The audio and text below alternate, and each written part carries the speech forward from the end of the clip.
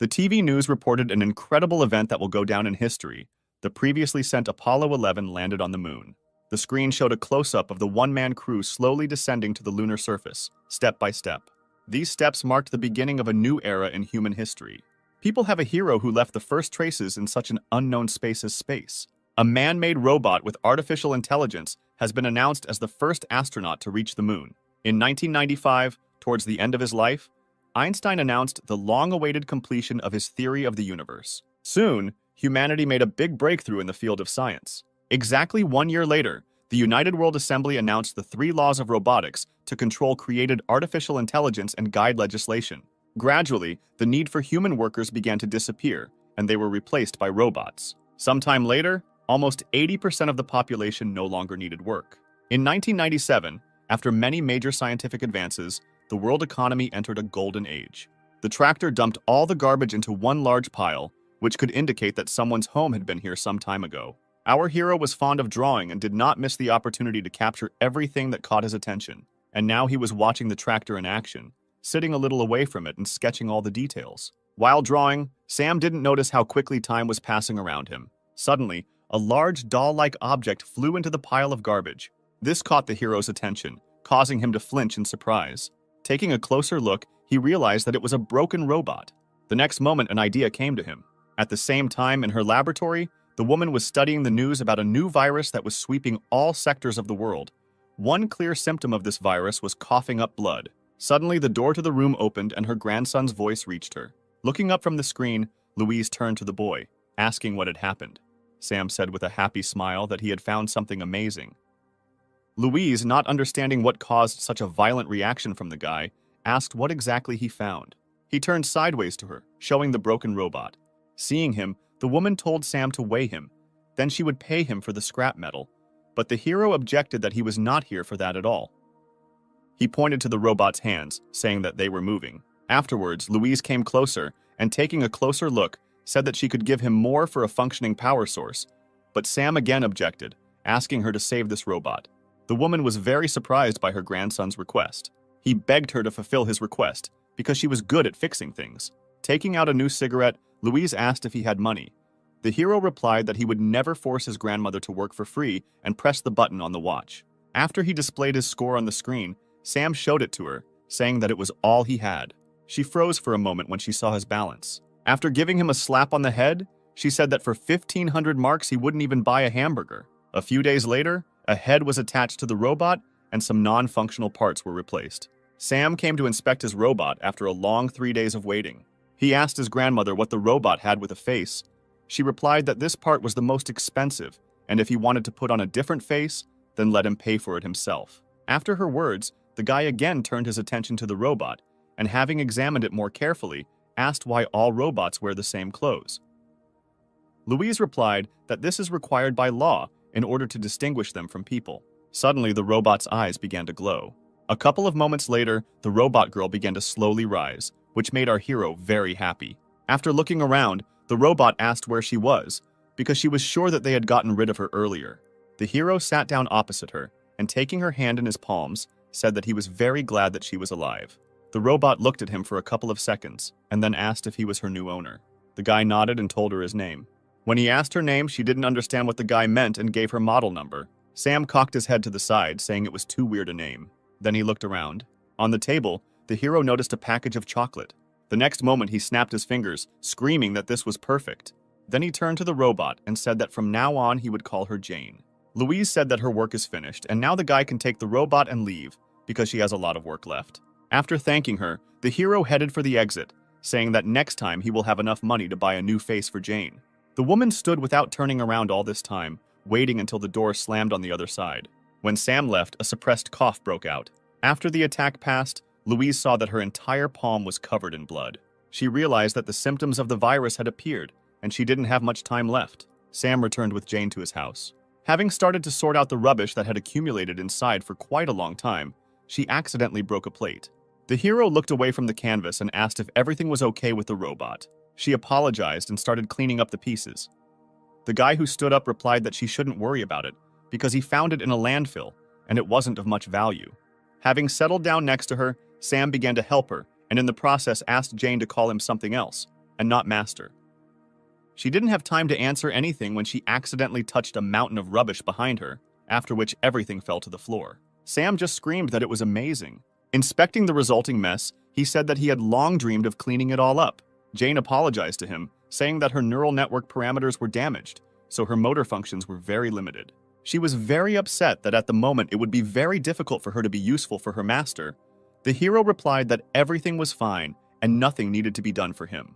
After his words, Jane approached him and quoted one of the laws, which states that a robot cannot allow people to get hurt due to its negligence. She explained that following this law, it is necessary to get rid of robots that are not able to help the owner for one reason or another. The guy looked at her in surprise when she told him to get rid of her if she stopped being useful to him. He scratched his head, saying that he had not studied these laws before. Afterwards, he asked for some time to think. A few minutes later, he got a great idea. The hero said that he wants to see Jane smile.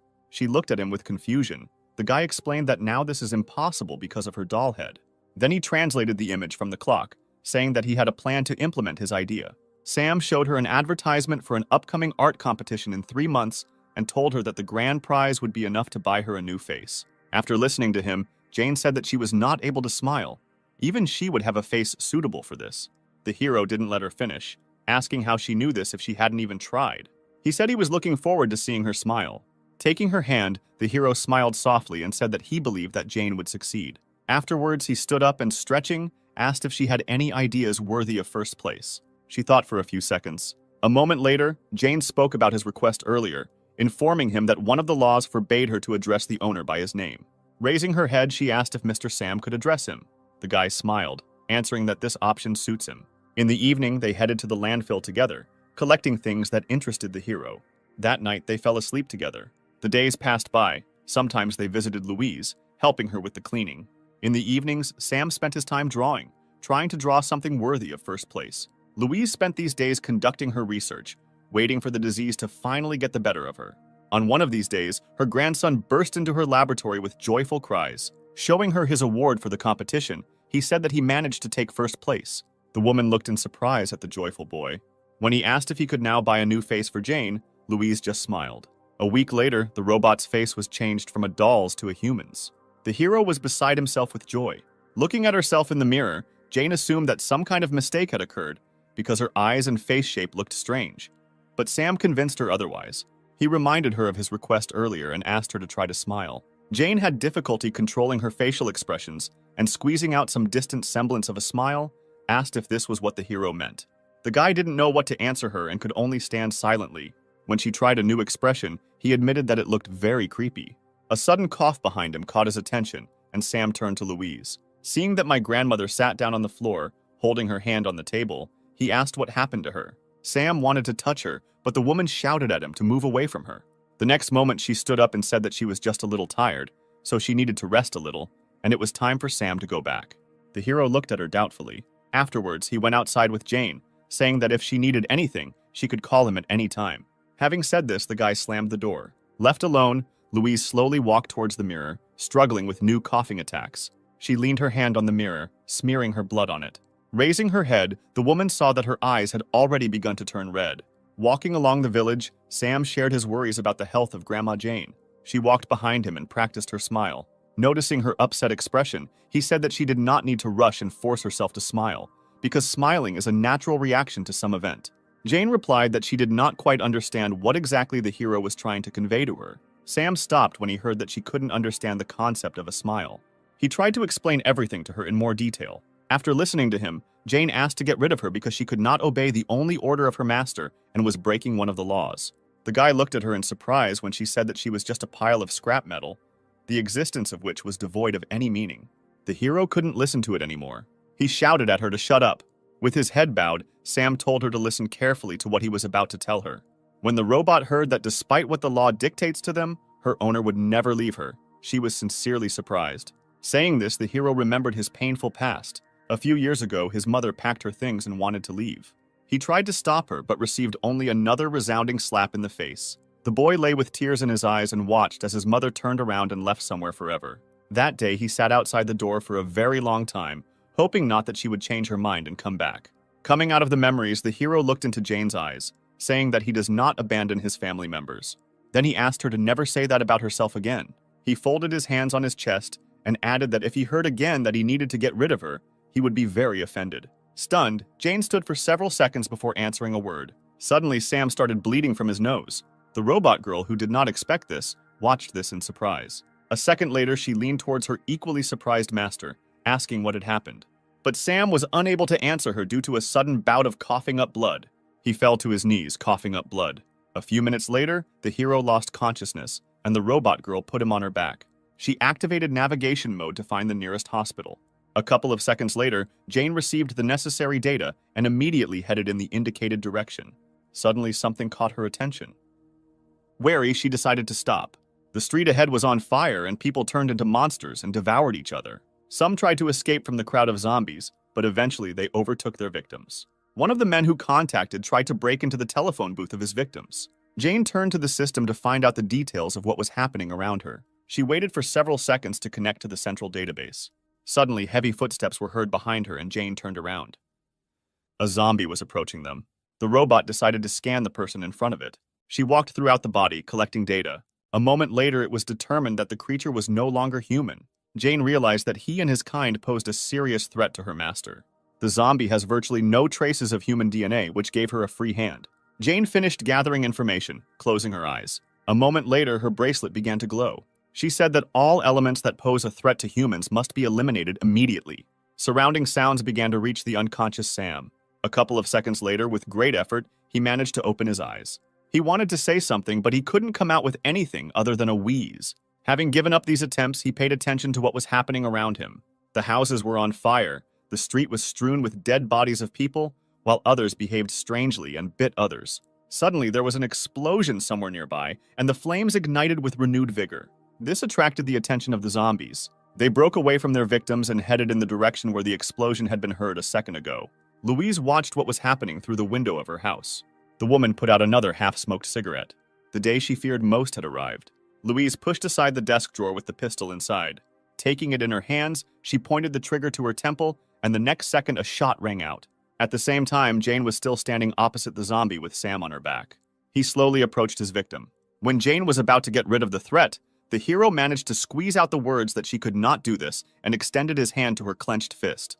The guy reminded her of the law prohibiting harming people. Although the words were given to the hero with great difficulty, he was obliged to stop her, because robots that violate the law he mentioned are destroyed. Sam asked Jane to promise him that she would never harm people. All this time, the robot girl looked at him in surprise. A moment later, she threw the guy to the ground. Sam didn't understand what caused Jane's reaction, but the next second she asked him who he was. The hero asked with confusion what she meant. The robot girl explained that she was unable to identify either his voice or his iris. Scanning the guy once again, she was unable to obtain any information about him, after which she announced that she would classify Sam as another dangerous specimen.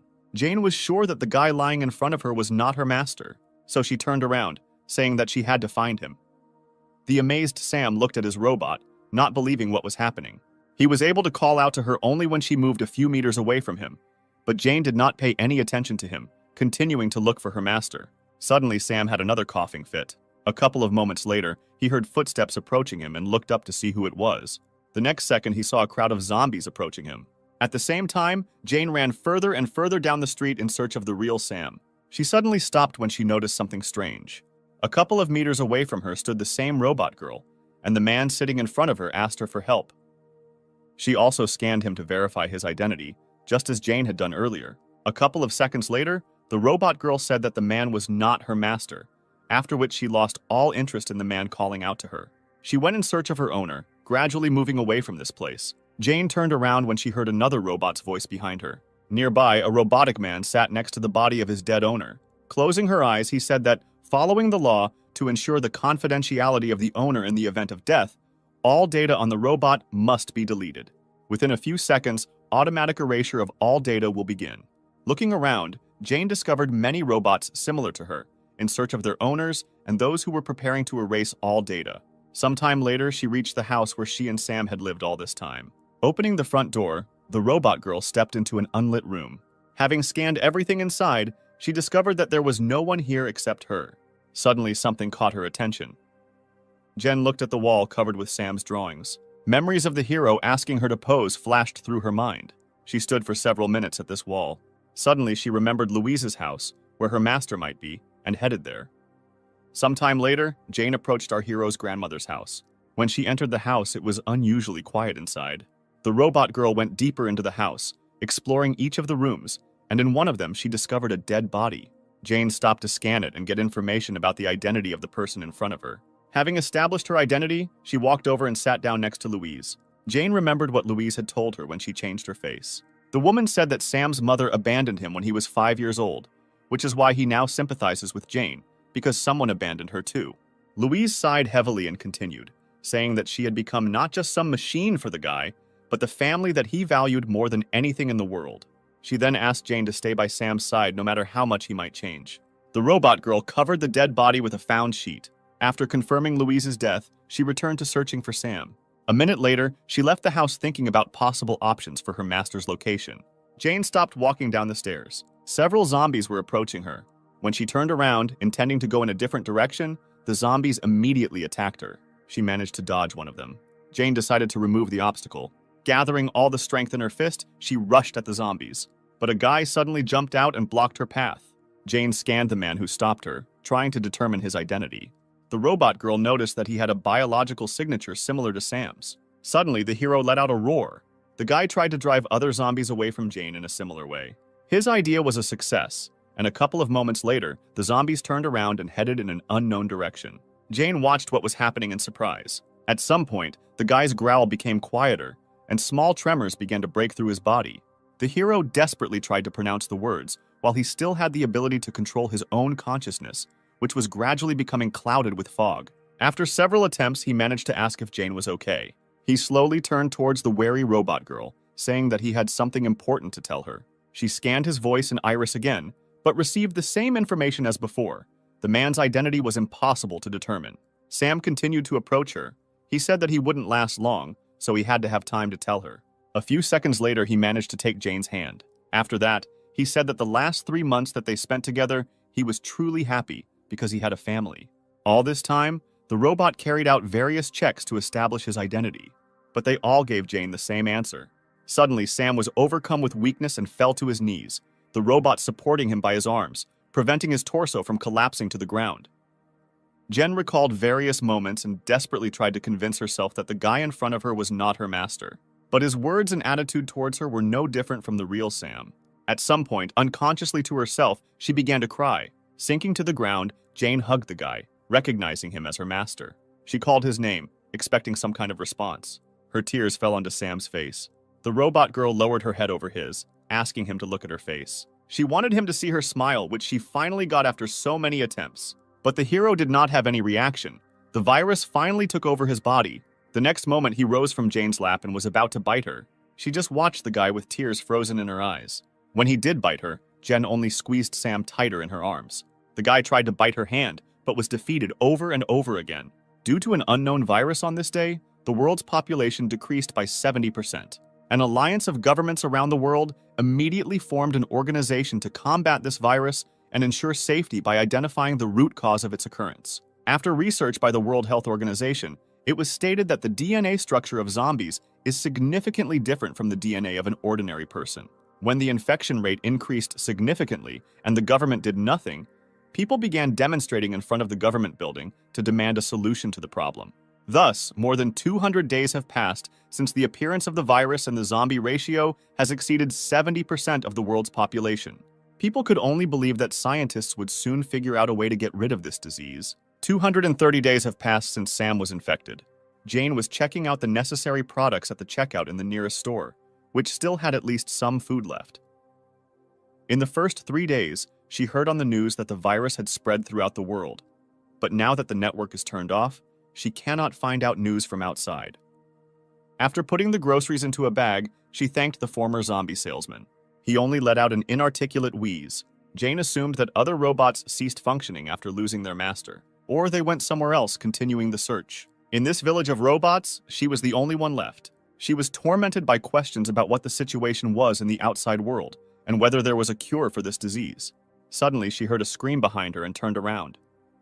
A man she didn't know was running away from zombies. Greg lamented his luck because he was supposed to land on the roof, but the wind picked up at the most inopportune moment. Suddenly, he tripped over the parachute ropes on his back and fell. The zombie decided to take advantage of this opportunity and rushed at his victim. Greg had already prepared himself for the fact that he was about to be bitten and closed his eyes. But when no pain followed after a few seconds of waiting, he opened his eyes, not understanding what had happened. Turning around, he saw that someone was blocking the zombie's path, protecting him. The stranger who saved him took his place, becoming the new victim of a zombie who was about to bite her. The man watched this in horror. He should not have allowed this situation to happen. His mission was a failure before it even began, because the only survivor in this sector would turn into another zombie after some time. Unexpectedly for Greg, the girl turned around and asked if he was okay. Getting up from the ground, he replied that now was not the right time to take care of others. Before it was too late, she should let him examine the bite site to prevent the spread of the virus. Before he could finish speaking, a dozen more zombies approached them. Greg knew they weren't in a winning situation right now. Jane suddenly approached him, having previously apologized for disturbing him. The next moment, she took the man in her arms, holding him as if he weighed almost nothing. Jane rushed past all the zombies surrounding them at lightning speed. Only then did Greg notice her clothes and appearance. He made a mistake at the very beginning, mistaking a domestic robot for a human. In this way, she ran through several streets. Stopping in a safe place, she asked if the man was injured, but he asked to be lowered to the ground. She complied with his request. Greg turned away for a couple of seconds, struggling with embarrassment from the fact that the girl, albeit a robot, was carrying him in her arms. Afterwards, he told her that he was a member of the UN, a junior officer. Jane replied that she was pleased to meet him and also introduced herself. Greg said that they spotted a survivor in the sector from satellite imagery, and that's why he was sent here to help him, and then asked if she knew anything about it. Jane apologized and replied that she did not understand his question. From what he had seen earlier, there were quite a lot of people around. The robot girl began asking a lot of clarifying questions, making the man regret the question he asked earlier. He stopped her, asking her to just take him to her master. When Jane agreed to his request, Greg breathed a sigh of relief. He knew that robots could not recognize zombies as their master. Greg assumed that since this robot was still here, then there was only one person left who was not infected. The man was watching Jane carefully when she suddenly smiled. Greg stopped and asked in surprise if he thought she had just smiled. Jane turned around and answered him with a smile that she was happy now, because 230 days had passed since the guest appeared here. Greg looked at her in bewilderment. He was sure that robots could not smile, much less experience any emotions. A few minutes later, they arrived at Sam's house.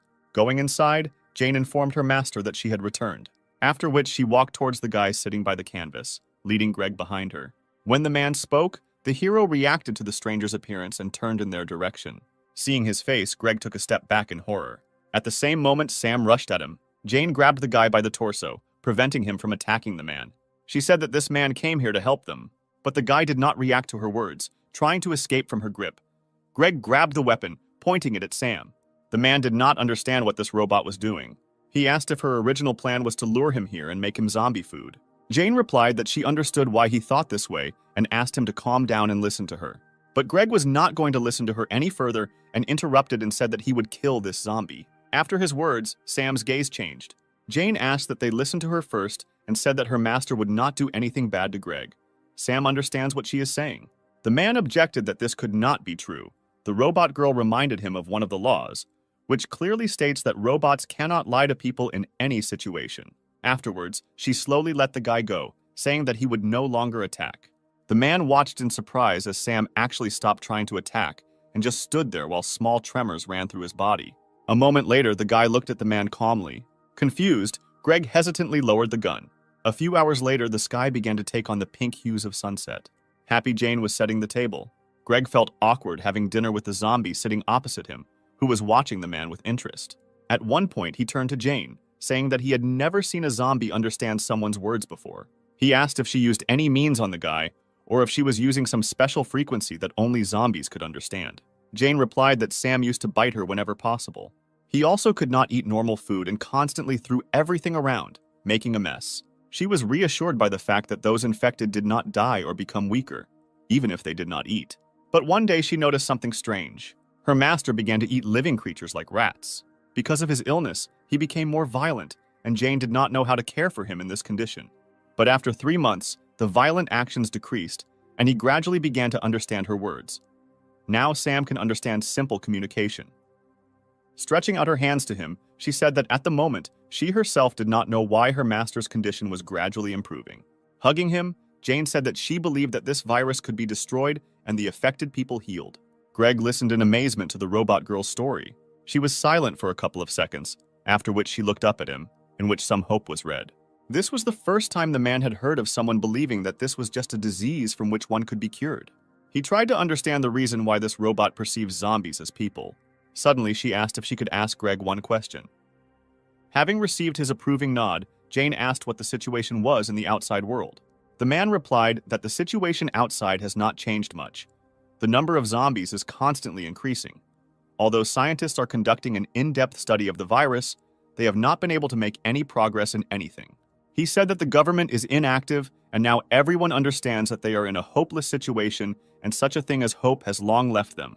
Jane listened to his story in horror. After a short pause, Greg continued, saying that this was exactly the situation a month ago. But now everything is different. The government has finally presented a plan that can help solve the current situation. Rising from the table, the man said that he couldn't share much at the moment. The only thing he was sure of and what he could promise her was that within 6 months, they would be able to deal with the virus and put an end to it all. He then sat down next to Sam, saying that he was a special case. The man was not sure whether the boy could be healed, but if Jane sent him to a medical laboratory, then there she would definitely be able to get a definite answer. Opening the front door, he promised that as soon as he returned, he would send a rescue team here, so they would only have to wait a little. After his words, Jane bowed, thanking him for his help. When Greg got outside, it was already deep night. Taking out the photo, he was disappointed that there was no survivor here after all. And the one spotted from the satellite turned out to be an ordinary household robot capable of smiling. The current situation might even seem funny to him if it weren't so serious. The call he received distracted him from his thoughts. When Greg answered the call, he was asked to report on the situation. He said that as a result of searches in this sector, no survivors were found. The image they received from the satellite belonged to a domestic robot. At the same time, Jane tried to wash Sam, who tried to resist her, but she smiled and tried to explain to him the importance of this process. Looking up from the report, Greg noticed someone approaching from the side. Noticing his target, the zombie attacked him, but the man reacted faster, and the next moment he shot at the zombie. As he approached, he shot several more times at the dead body. Greg thought for a couple of seconds, remembering today's events. After stepping on the dead zombie's head, he said that there was no more important information worth sharing. The man concluded his report by saying that there was only a defective robot that mistakes zombies for people. After listening to him, the officer said that in this case, they could count it as a violation of the law on robot vagrancy. Then he said that the punitive detachment was currently carrying out a cleanup operation 500 kilometers from this sector. They will immediately be given an order to destroy all monsters in Greg's sector. A couple of moments later, they contacted the commander of the punitive squad, providing the coordinates. Unsuspecting Jane and Sam were enjoying their time in the bathroom. The next morning, the punitive detachment moved towards its next target. At the same time, Sam was scratching the wall with a stationary knife. Jane, who was cleaning, looked at him excitedly. The hero didn't pay attention to anything, carefully applying new scratches to the wall. At some point, Jane approached him and took the knife, asking him to be careful. When the knife was in her hands, the robot girl decided to pay attention to the wall. Raising her eyes, she froze in amazement for several seconds. Sam scratched her picture on the wall. She turned her gaze to the guy and joyfully asked him if he portrayed her. The hero nodded his head, confirming her guess. Jane looked at the image again with delight. Sometime later, she went to the store. While choosing various objects to draw, the robot girl beamed with happiness because her master had shown interest in something for the first time. It seemed to her that the damaged parts of the brain were beginning to recover, and the disease began to gradually recede. That is why, for the first time, she felt that she was flying home on the wings of happiness. She covered most of the distance by making long jumps. A sudden sound caught her attention. Raising her head up, Jane saw several planes flying past. She thought that this was the same rescue unit that Greg had told her about. But a moment later, scanning the passing plane, she realized that something was wrong. This model is clearly not used as a rescue aircraft. Her eyes widened in surprise as the realization dawned on Jane that they were being used for bombing. A couple of seconds later, the village was attacked and terrifying explosions were heard everywhere. Zombies burned alive in the flames that engulfed everything around them. Jane was thrown aside by the force of the explosion. She hit her face and fell to the ground. Slowly rising, the robot requested access to the database, trying to find out at least something about what was happening now. Sudden gunshots and zombie screams caught her attention, forcing her to turn around. What she saw made her freeze for several moments. Armed robots emerged from the raging flames. Jane recognized the model immediately. These robots have been manufactured for 12 years for the most dangerous military operations. She didn't understand why military robots were sent here, because there were only sick people here. Suddenly, they opened fire. The robots got rid of the zombies without any delay. Jane was confused, because earlier she had been informed about the arrival of a rescue squad, but not a punitive one. She began to analyze all the data she had received since Greg arrived with them. His words about salvation turned out to be a lie. Jane also remembered that the man was collecting information about possible survivors here. She realized what exactly it was. That same countermeasure in relation to solving the problem with the virus. Greg meant by this the complete destruction of the source of infection. Jane realized that her master was in danger. A couple of minutes later, she was approaching their house. Noticing the broken door, her excitement intensified. A moment later, she noticed someone else's footprints left at the front door. Jane ran into the house, hoping Sam wasn't hurt. However, as soon as she was inside, she saw a military robot with a pistol in his hands. Looking at Sam standing against the wall, Jane was convinced that he was alive and unharmed. Then she turned her gaze to the military robot. It was obvious that she had no chance of winning if she went into battle with him. But even realizing this, Jane was obliged to protect her master. The robot girl attacked the enemy, striking him in the head. At the very last moment, the military robot reacted and grabbed her wrist. For a couple of seconds, Jane was grabbed and hung in the air. It took the military robot a couple of moments to identify the model of the robot that attacked him, after which he said that, following the laws, the robotic home must be eliminated. A moment later, the robot attacked Jane, intending to destroy her. At the same moment, the final percentage of her victory was completed, which was only 1,000th. As she fell to the floor, she noticed the frightened expression on Sam's face. Even if her body is torn to pieces, she must protect it. Analyzing everything that had just happened, she remembered that without violating certain articles, the robot could protect itself. At the moment when Jane attacked the military robot, the third section was applied to her. Therefore, her opponent will not rest until she is completely destroyed. She was completely satisfied that the military robot's attention would be focused entirely on her. The next moment, she released her hand from his grip. Then she turned around in the air. Jane strove towards Sam, who was standing opposite the window. When she finally caught up with him, the military robot aimed his weapon at them. But Jane managed to jump through the window with her master, avoiding the bullets. Despite her successful escape, she had suffered severe damage to her chest and energy core a few minutes earlier. If Jane does not receive repairs in the next 8 hours, her functions will stop. But even realizing this, the robot girl was ready to sacrifice everything to help Sam escape. At the same time, the punitive detachment was finishing the bombardment of this sector. The man sitting in the cockpit received information about how their mission was progressing. Suddenly, he received a message that an object was moving at high speed towards the outside of the sector, after which an image was displayed in which Greg recognized the already familiar defective robot. When he was informed that 10 military robots would be sent in pursuit, he said that it was not worth wasting his time on it. Greg intended to deal with this robot himself. A couple of moments later, 2 planes caught up with Jane and Sam. Hearing a noise approaching, she turned around.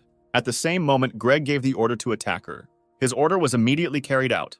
Jane was unable to avoid this attack and suffered another injury to her back. She fell to the ground along with her master. Hearing footsteps approaching from behind, Jane turned around. The robot girl was surprised when she again saw the person who had deceived her earlier. Greg, who was standing, told the military robot that they must destroy all the zombies and eliminate objects that interfere with this. Hearing this, Jane looked at him displeased. She already understood that the plan regarding the virus that he told her then was to destroy all those infected. But she did not give up trying to convince the man that the disease could still be cured, judging by the improving condition of its owner.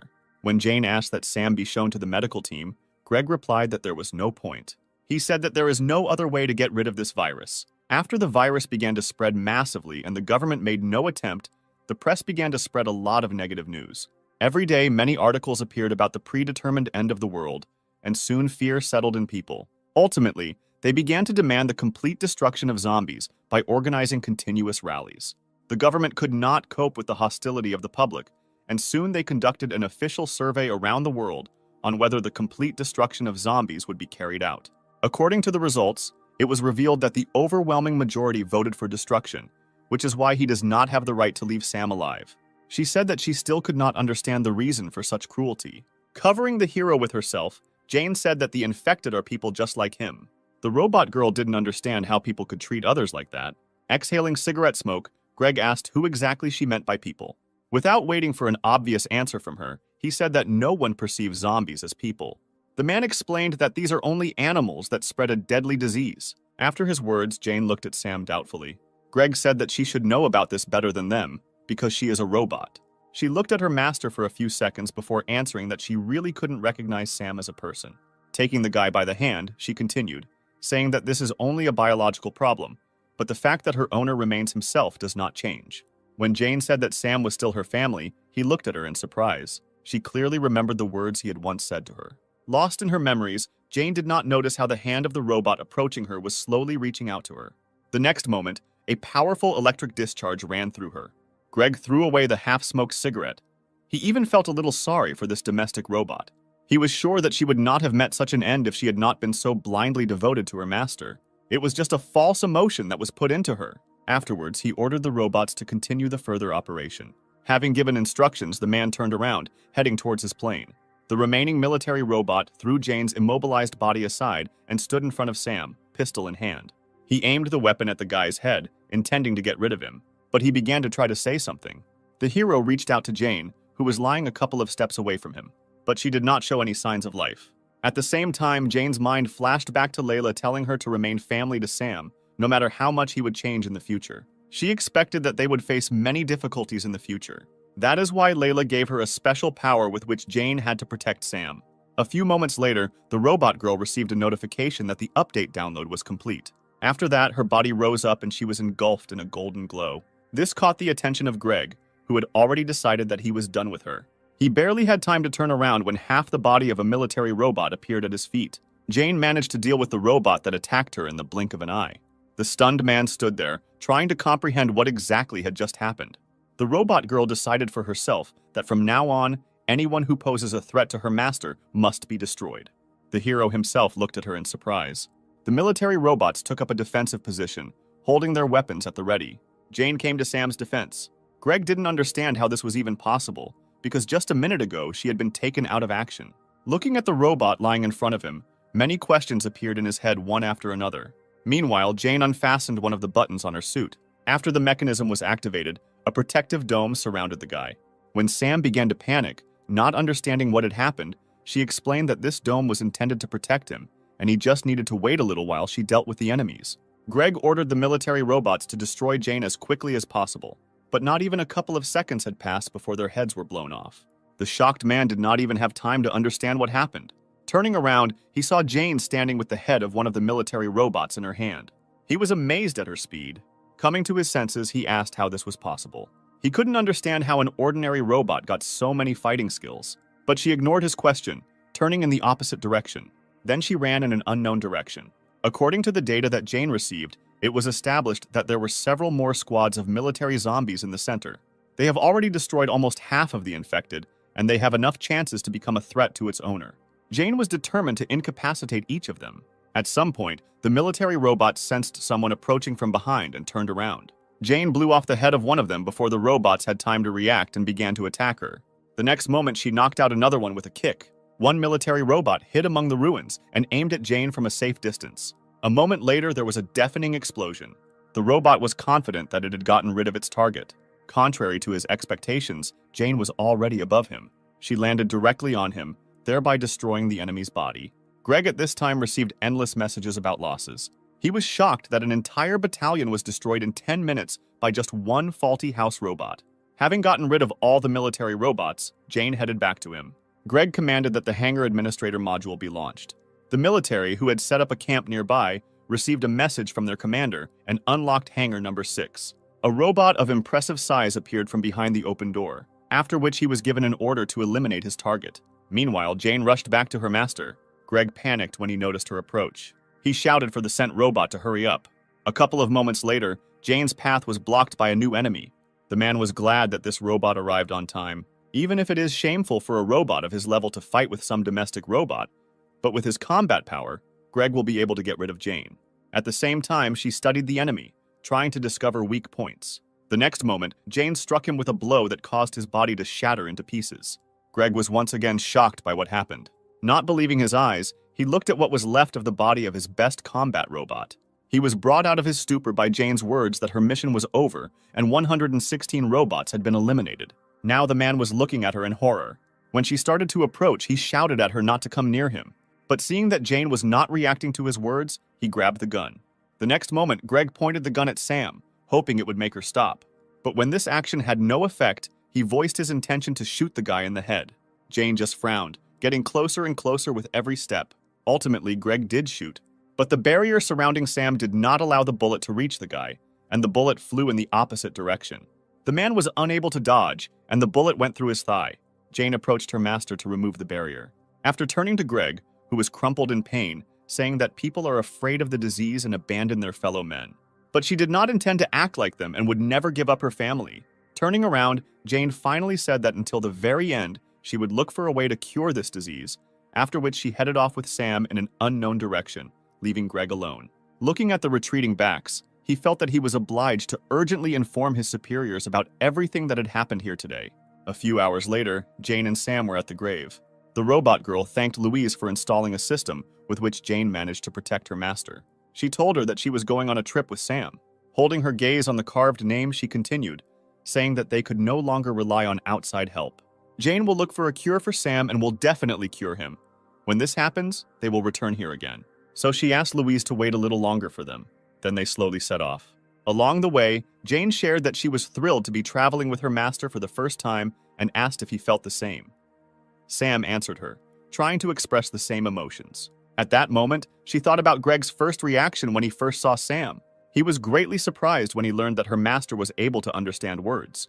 Greg wasn't lying when he said Sam was a special case. According to the data received, she knew that any type of virus accounts for another 1% of all humanity, and it is this 1% that has antibodies to the disease. Jane suggested that Sam was one of these people, and that in the future, he would become an important key in finding a cure.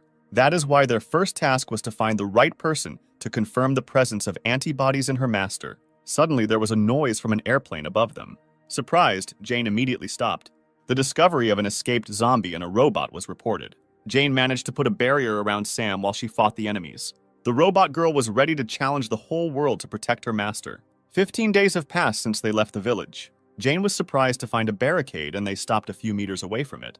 It must have taken a lot of time to build something like that, and it was the question of when they managed to do it that haunted her.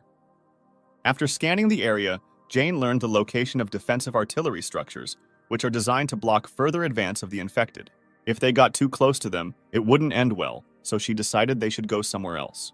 Looking at the sky, Jane assumed that it would start raining soon and they should hurry. A moment later, confirming her thought, the first drop fell from the sky. When they reached the nearest town, it was already pouring rain. Jane covered Sam with rain the whole way, but the rain was too heavy and the umbrella could do little to help them. Leaning over, she told her master that he didn't have to worry, and they would definitely find a place where they could wait out the rain. The guy was pointing his finger somewhere, trying to tell her something. Looking where Sam was pointing, Jane noticed the light of a lantern in one of the houses. She approached and knocked on the glass, asking if anyone was there. But instead of answering, the barrel of a gun appeared from behind the broken glass. A red-haired girl appeared and asked who the uninvited guests were. Jane said that she is a domestic robot and the girl need not be afraid of them.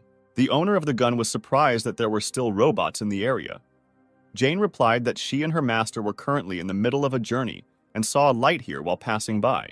When the hero raised his head, Maria drew attention to his eyes and pointed the gun at him. She asked Jane why she was dragging zombies around with her. The robot girl covered Sam with herself, answering that he was safe for others and did not attack anyone.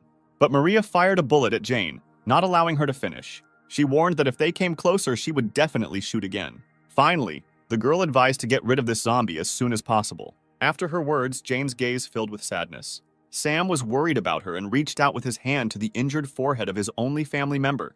Smiling, she said that she was fine and that this damage would be repaired automatically within 10 minutes. Moving away from this house, Jane took a last look at it. She had the opportunity to personally verify that people were really very afraid of the infected, but she could not leave everything as it was. Maria's younger sister excitedly asked if her sister had killed that girl, but she replied that it was a robot and it was impossible to kill her with a regular gun. When Anya said that Maria shot the robot in the head, the girl hesitantly replied that she only wanted to fire a warning shot and did not intend to intentionally hit her. Anya, no less worried, asked what they would do if the robot nevertheless presented them with the fact that she had been shot in the head. Maria, who was shooting for the first time in her life, was surprised by the strong recoil from the weapon she had previously selected. Looking out the window, the younger sister looked at the retreating backs, saying that she felt sorry for them. The girl handed Anya a chocolate bar, saying that now was not the best time to worry about others, but Anya replied that she was not hungry and Maria should eat it herself. But she insisted, saying that Anya had not eaten anything since yesterday. Her younger sister crossed her arms over her chest, answering that Maria herself had not eaten for 3 days. Thus they argued for some time. They were interrupted by Jane reappearing. Maria immediately grabbed her gun and pointed the gun at her and asked why she was here again. The robot girl raised her hands asking to be listened to. After that, she picked up a large box of food, saying that she couldn't pass by and decided to help them by collecting some food from the nearby market. Seeing this, the sisters could no longer think about anything other than the food in front of them. At this time, the sisters were enthusiastically gobbling up food on both cheeks. Anya thanked Jane with tears in her eyes, saying that they had not been able to eat properly for several days. She smiled and replied that there was still a lot of food left, and if they wanted something else, they could say so at any time. Drawing attention to Sam, who was standing with his back to them, the girl asked why he did not eat with them. Jane replied that he was sick and could not eat normal food at the moment. Frowning, Maria asked if she was planning to fatten them up so that she could later feed them to her master. Jane assured her that this was not the case. Anya did not take her interested gaze off Sam. She walked over and touched his back, getting his attention. A couple of seconds later, the surprised hero turned to her. Anya could not hide her joy. Her sister immediately jumped up from her seat, telling the girl to immediately move away from him. But she ignored her and, shaking Sam's hand, offered friendship. The guy hummed uncertainly. Alarmed, Maria repeated her request again, but in a more insistent voice. Dissatisfied, Anya turned to her sister, reminding her that Sam was not dangerous, then asked him if he would eat her. He shook his head negatively. The girl smiled happily, saying that he was friendly. Maria could hardly contain her emotions when her sister suggested how nice it would be if other zombies were like Sam and their mother remained alive. At dawn, the rain finally stopped. The zombies were still wandering around aimlessly. For the first time in a long time, Anya was able to sleep peacefully without nightmares. Maria patted her sister on the head and thanked Jane for her help. Smiling, she replied that she was also grateful to them, because it was the first time that her master looked like his former self. Removing her hand from Anya's hair, the girl asked Jane and Sam to leave them as soon as possible, causing the surprise of her guest. Taking a photo from the shelf, Maria explained that she was very worried about Sam being a zombie. She said that 2 months ago their neighbor also became infected. Ultimately, their mother died. One morning, the woman left the house to find food for them. But not even a couple of minutes had passed before zombies surrounded her and ate her alive. Maria watched this with tears in her eyes. She could not even go out to help her mother. Clutching the photo to herself, the girl said that Anya was sleeping at that time and did not see that tragic scene. But Maria could not cope with her hatred of zombies. Then she repeated her request that they leave this house. Bowing her head, Jane replied that being a robot, she had no right to refuse a person. But before leaving, she asked Maria if she would like to listen to some interesting information. The interested girl asked what exactly the robot wanted to tell her. Jane said that if they went west, about 20 kilometers from here, they could find a barricade built by people, and there Maria and her sister could get help. She also said that she could take them there. It was difficult for the girl to believe her words. She replied that everything outside was crowded with zombies, and they would not be able to overcome such a long distance in such a situation. Jane just smiled, saying that she already had everything she needed to get to that place. Zombies wandered along one of the streets of the city, hoping to find a new victim. A sudden sound caught their attention and made them turn around. A moment later, a truck drove past them. Maria, clutching her sister in her arms, shouted at Jane to drive at a slower speed. But she replied that they should hold on even tighter, because she intended to increase the speed. Thus, the truck rushed through numerous streets. Maria asked if everything would really be fine. Jane told her that she had calculated everything and there was no reason to worry. The robot girl turned to her and smiled, asking her to trust her. Suddenly, Maria pointed in front of her and shouted for Jane to look ahead. A lot of zombies were moving towards the truck. Jane told everyone to hold tight. The next moment, the truck increased its speed. The sisters, not used to this, screamed in horror. They rushed through the crowd of zombies with lightning speed. The zombies did not have time to react to the truck flying past them. Thus, they left there unharmed. Anya looked at Jane with admiration, saying that she drives a car very cool. Sometime later, they left the city. What Jane saw the next moment made her wary. The highway was strewn with cars that had driven into each other, with zombies wandering among them. Jane analyzed the situation and realized that there was not enough space on the road for them to pass safely. Maria told the robot girl to step on the gas and drive without stopping. She had no intention of sparing the monsters that ate people. Seeing that Jane was not reacting to her words, Maria ordered her to shoot down everyone who got in the way of the zombies. She did not move for a couple of seconds, wondering whether to carry out this order. Then she pressed the gas pedal. The truck was heading straight towards a crowd of zombies. Maria, overcome with rage, screamed for Jane to kill them all. But suddenly the truck changed its direction, turning to the side. A moment later, they broke through the guardrail, driving off the highway. The frightened sisters screamed in horror. Jane moved along the lumpy surface, leading them further away from the zombies.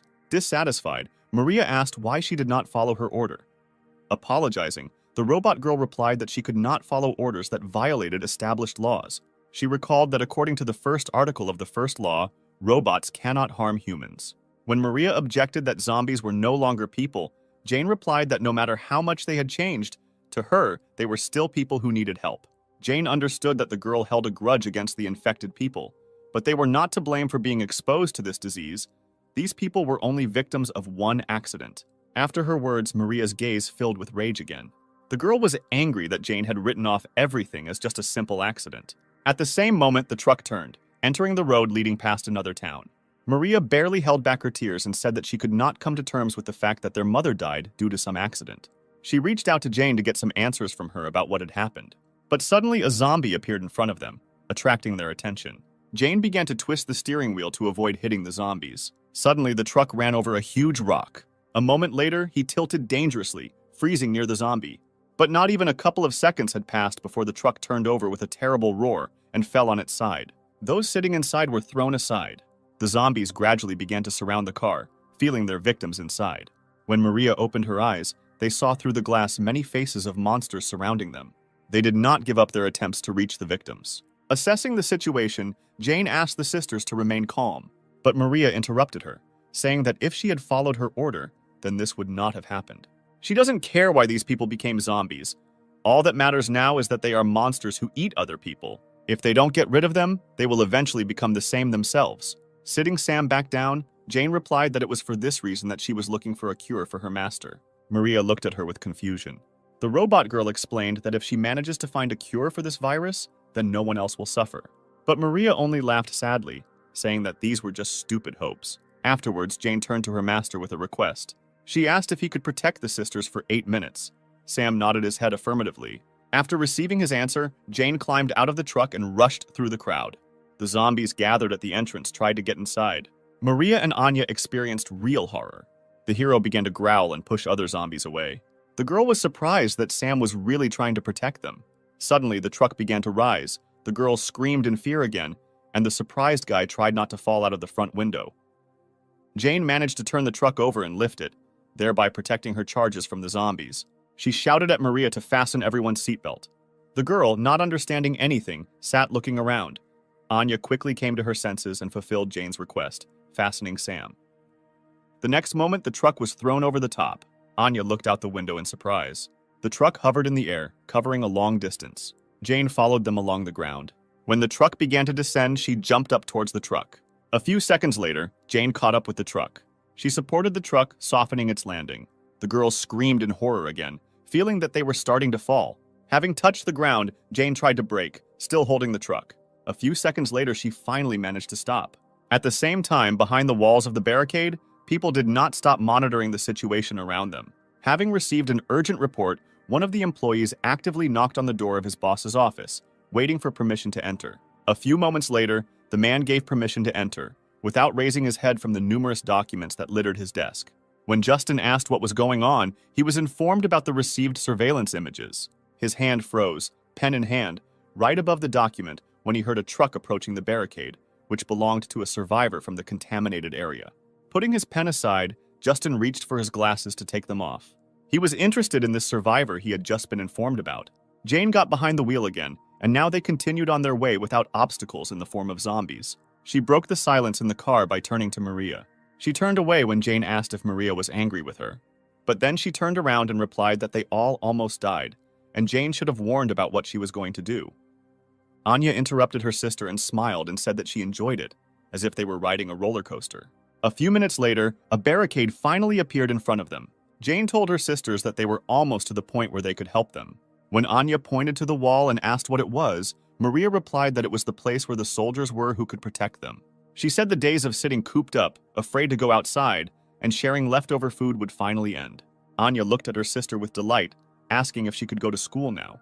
The girl smiled and nodded, answering that now they can live the same way as before. Suddenly, they ran over something that made an unpleasant squeaking sound. The next moment, the sisters saw a bright light. The truck hit a mine and flew into the air. Trying to think of a way out of the situation, Jane knocked down the door on her side. She managed to get out of the truck, along with her master and two sisters, before the vehicle hit the ground. Jane landed on the ground, preventing her charges from getting hurt. Afterwards, she excitedly asked if everything was okay. Maria replied that she was fine. She was only hurt a little. The robot girl realized that they had run into a hidden mine. She looked around, scanning the area around her, and saw many mines located throughout the area. A sudden scream distracted her from further inspection. Maria, with tears in her eyes, bent over her unconscious sister, asking her to wake up. Seeing this, Jane ran up to them. The girl asked her what they should do now, but she asked Maria not to shake Anya and let her examine the wounds. Metal fragments reached the girl's stomach, making the situation much more dangerous. Turning towards the structure, Jane said that she would try to contact the people at the barricade, because there should be a doctor there. As soon as she said this, a bullet flew a centimeter away from her. After that, they were told through loudspeakers that they should all leave. If they dared to come closer, fire would be opened.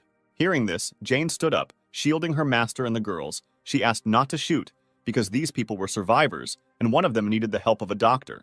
She was told that this announcement was for temporary beings. Justin reported that a few months ago, one survivor had already been rescued, but in the end he was infected, and a couple of days later, an incident occurred that contributed to the rest of the surrounding areas being infected.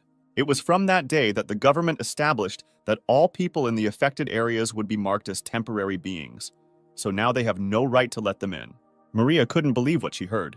She didn't want to believe that they had come such a long way in vain, risking their lives. She was filled with resentment, anger, and despair. Suddenly, she screamed for them to be let in, because it was too inhumane to do this to them. Observing this, Justin forbade calling anyone from the infected area survivors and treating them the same way they treat zombies. If they approached, it was ordered to open fire immediately. Suddenly, he was informed that a large number of zombies were approaching the barricade. Zombies flocked to the sound of an exploding mine that attracted them. It was established that they came from neighboring sectors. Justin immediately ordered everyone to take up fighting positions and be ready to fight. At the same time, Sam and Jane turned towards the approaching zombies. What was happening was completely beyond Jane's calculations. She could not believe that the soldiers would really leave them like that. Having regained her composure, she turned to Maria, saying that they needed to get out of here as soon as possible. In a quiet voice, the girl asked what would happen after they escaped from here. She had no idea where to go when zombies were roaming everywhere, and those who could help them refused to do so. Jane tried to calm her down, but the girl interrupted her, saying that everything they do is useless and they will all die in the end. The robot girl decided to bring her to her senses, reminding her of Anya's condition. If she does not receive help in time, she will definitely die. Hearing her name, the girl turned her head towards Jane, who was speaking. The zombie got dangerously close to her, but she did not notice this, expecting at least some reaction from Maria to her words. When two more zombies appeared behind her, Sam ran up to Jane, pushing them back. The robot girl shouted to Maria that she and her master would detain the zombies, so she should take her sister and run. Anya's eyes gradually lost their shine, but she looked at only one point. Suddenly, she asked her sister to turn around and look ahead. Maria hesitantly turned her head, looking where her sister was looking. The next moment, she froze in shock. Among the crowd of zombies, the girl saw her mother. Maria could not believe that in front of her was really her mother, who died before her eyes on that ill-fated day. The sisters froze, looking only at the figure approaching them. Suddenly, Anya smiled, saying that their mother had finally returned to pick them up. Overjoyed, the girl slowly rose to her feet. Maria came to her senses only when her sister headed towards the zombies. She screamed, trying to stop her, but Anya did not hear her and slowly walked into the deadly arms of her mother. She was really happy to see her mother, whom she had missed so much all this time. The girl did not see her as a threat until recently, even when the woman bared her sharpened teeth, leaning towards her neck. Maria screamed with all her might for her sister to leave there, realizing the danger looming over her. But it was too late, because the next moment their mother's teeth closed on Anya's neck, digging deep into her body. Seeing this, Maria, overcome with horror, jumped up from her seat and ran to her sister. At this moment, Jane turned her attention away from the zombie, looking back towards her sisters. She saw several more zombies approaching Anna. Jane immediately rushed to the girl's aid. A couple of seconds later, she was already holding back the pressure of the infected, who were attracted by the smell of blood, while Maria approached her sister. Kneeling down next to her mother, the girl tried to pull her away from Anya. She hoped that the woman would hear her words and stop. The girl tried to explain to her that now her own daughter was in front of her. But seeing that there was no reaction to her words, Maria broke into a scream and, with tears in her eyes, begged her to stop. But her mother only began to bite into Anya's neck more furiously. At that moment, the girl realized that by trying to reach her mother, she was only wasting time. Maria reached for the gun, which was not far from her. After that, she pointed the weapon at the woman's head. The girl screamed with tears in her eyes for you to go away. Other zombies were once again defeated in their attempts to reach their victims. Jane and Sam couldn't let them get to Anya and Maria. Suddenly, she heard Maria's screams. Turning around, Jane found a terrible scene. She saw Maria pointing a gun at her own mother, threatening to shoot if she didn't leave. At the same time, Justin was informed about the successful preparations for the attack. A couple of moments later, one of the girls told him that everyone was only waiting for his order. Justin watched what was happening and said that they needed to wait a little longer. He was interested in how the current situation would end. Maria's attention was attracted by Anya, who said that their mother had finally returned. But she replied that now it was not their mother, but a monster devouring people. Anya did not hear her sister's words, saying that she no longer hoped to ever see her again. Maria listened to her sister in bewilderment. When Anya turned to her sister, one of her eyes changed color to red, and red marks were spreading across her body. The girl seemed surprised to hear Anya say that despite everything, their mother was not a monster. She remembered Jane's words that all those infected were only victims of the current situation. Then Maria herself answered her that if they did not get rid of the zombies, they themselves would die. But Jane, no matter what, did not intend to give up trying to find a cure. Having rethought everything that had happened, the girl could not hold back her tears. She threw the weapon aside. After that, the girl called Jane and Sam. When the robot girl holding back the zombies turned around, Maria asked if she still intended to continue searching for a cure if Jane managed to find one. Then the girl asked to cure her family one day. Then she knelt down and hugged her sister and mother. Jane looked at this picture with sadness. A moment later, she promised that she would definitely heal them. Maria just looked at her gratefully and nodded. By this point, the virus had completely seized control of Anya's body. The girl reached for her sister's neck, intending to bite her. But at that very second, they were attacked from the barricade. Jane watched this, not having time to understand what had just happened. At the same time, the military reported that most of the zombies were within range of their weapons. A moment later, all the cannons installed around the perimeter were aimed at the crowd of zombies. At Justin's command, fire was opened and many zombies were hit. Sam dropped to his knees and, screaming, reached for the place where Maria and Anya had been a few seconds ago.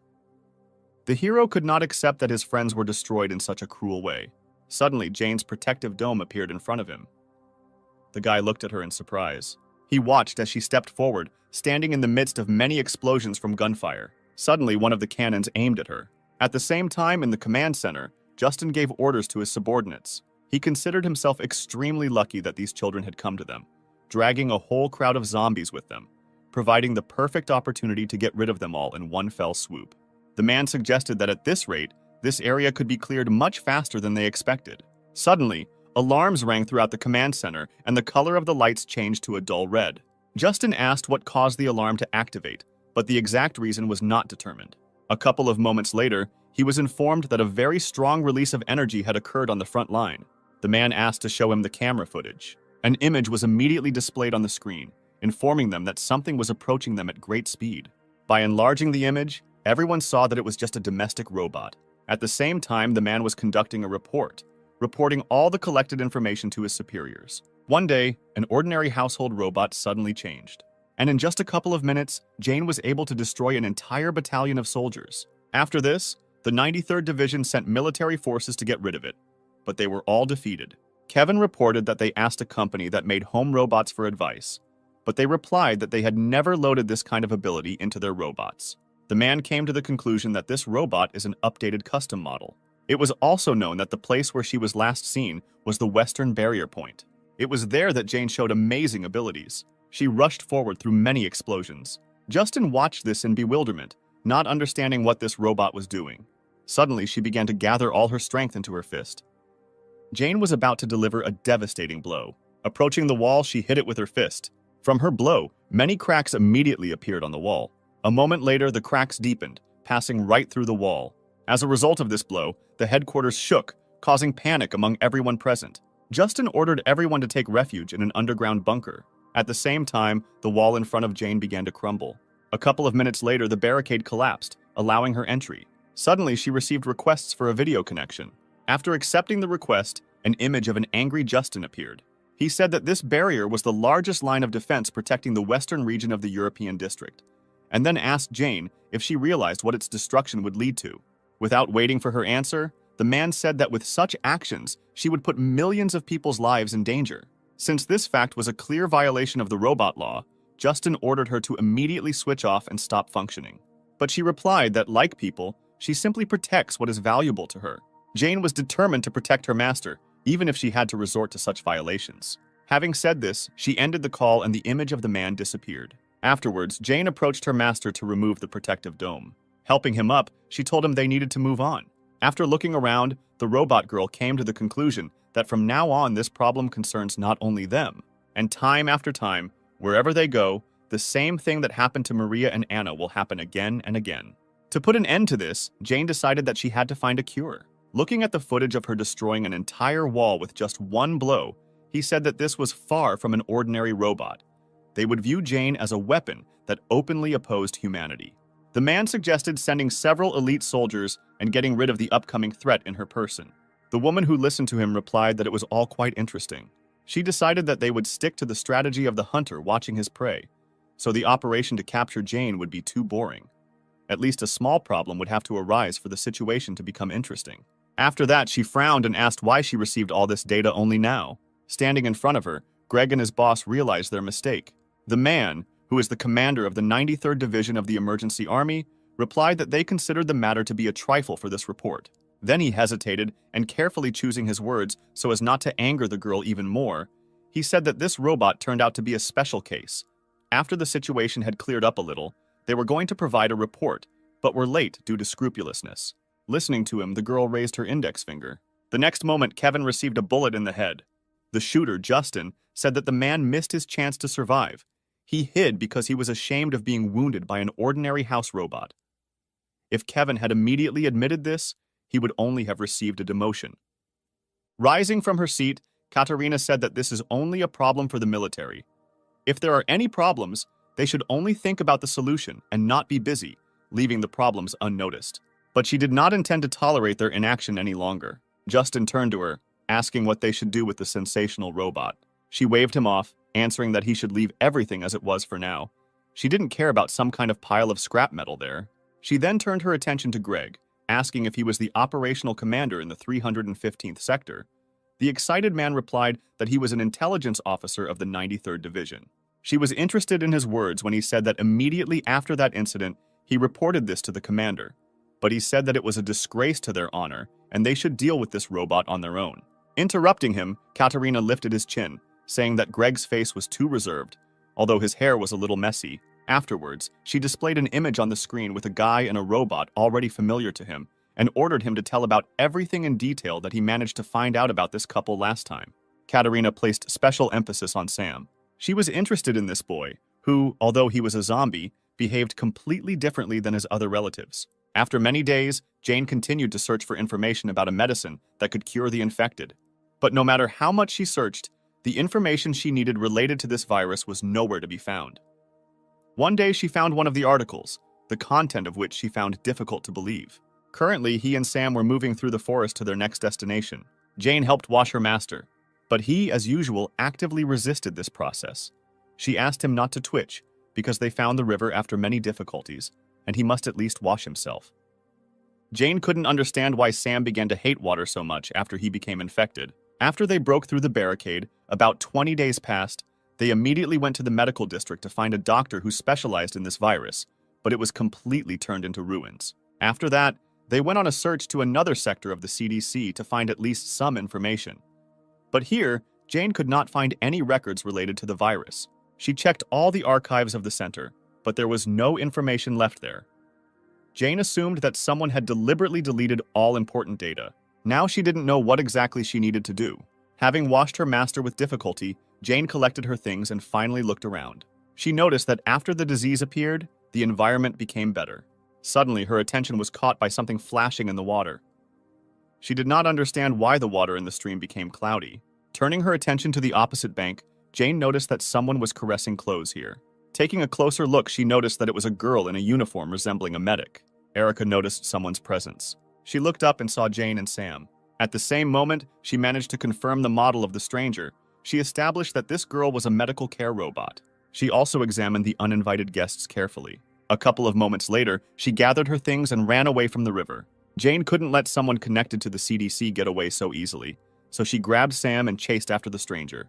She hoped that this robot would have useful information about the virus for her. After several minutes of chasing, Jane ended up at someone's house.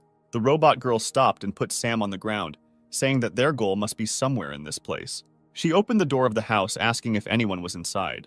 But instead of answering, Jane heard the roar of zombies. An unfamiliar silhouette hanging over the screaming zombie asked him to lie still and not twitch. Sam and Jane watched this scene in surprise. Suddenly, the stranger felt someone else's presence in his house. Raising his head towards the guests, he irritably asked what they wanted here. Jane hugged the trembling master, trying to think of an appropriate response. The stranger's gaze lingered on the hero. Then he asked, still looking at Sam, if he had become infected with the virus that turns him into a zombie. Approaching them, the woman said that he was different from the others and asked permission to take a closer look at him. Jane looked at the approaching man in surprise, trying to get information about this woman. She was lucky that the woman's biography was registered in a central database that she could access. Suddenly, someone hit Jane on the back of the head with a hammer. When she turned around to find out who her offender was, she saw the girl she had met earlier. Jane said they had no bad intentions. They just wanted to ask something. After her words, the woman told Erica to stop torturing the guest. She concluded that they had nothing to do with the military. Having said this, Clarice asked to bring her a sedative. Jane turned to her master, saying that he need not worry, and the man standing in front of them was a doctor. She also added that this woman was the one who left a deep mark on history, achieving unprecedented achievements in medicine. A few hours later, it was already getting dark. Erica escorted a zombie whom Clarice had previously treated. The woman said that he hit his head on a rock on the bank of a stream, so she performed emergency surgery on him to repair a brain hemorrhage. The woman complained that due to the lack of antibiotics, she could not perform full-fledged operations, but since he was infected with a virus, he would survive without any medications. Taking a break from her story, Clarice again asked Jane why they had come to her. The robot girl replied that she was a house robot, and behind her was her master. She was glad that she happened to run into Clarice. The woman was surprised when the guest said her full name and previous position. When she asked in surprise how Jane knew her, she replied that she had found the information she needed in the central database. A few moments later, she brought up the image and read that Clarice had previously developed several vaccines for 10 infectious diseases as an expert in epidemiography and bacteriology. After which she hid the image and admitted that she did not even expect to meet the president of the medical association in such a place. The woman said doomedly that the robot's facial recognition system was still terrifying, even though her current image was very different from her previous one. After which she turned to Jane, suggesting that she had a lot of questions. Taking the liberty, she voiced the question that Jane thinks about most often, namely, why Sam manages to think straight and whether there is a way to recover from the virus. The robot girl looked at Clarice enthusiastically and confirmed her guess, saying that she was indeed looking for a cure. Jane shared the assumption that her owner has antibodies to the virus, and if Clarice can study it, then more accurate information about this can be found out. After listening to her, the woman scratched her head thoughtfully. Afterwards, she said that Jane should just give up because there is no way to cure this virus. The woman explained that this virus is not a disease. Jane was surprised to hear something like that and asked what it was. Clarice exhaled heavily. The robot girl said that they had come a long way here and asked the woman to tell everything she knew. At the same time, Katerina was drinking tea on board her ship. She praised the aroma of the tea, saying it suited her perfectly. Greg, who became her secretary, hesitantly turned to Katerina. He said that 2 days had already passed since she took the command ship for a sortie and recalled that Kevin asked her to tell him their destination from time to time. When the girl asked what the point of their appointment was if they couldn't enjoy a cup of tea without looking back, Greg asked what they would do if she was reprimanded. Katerina exhaled tiredly and said that he was saying very strange things after she saved Greg from being shot.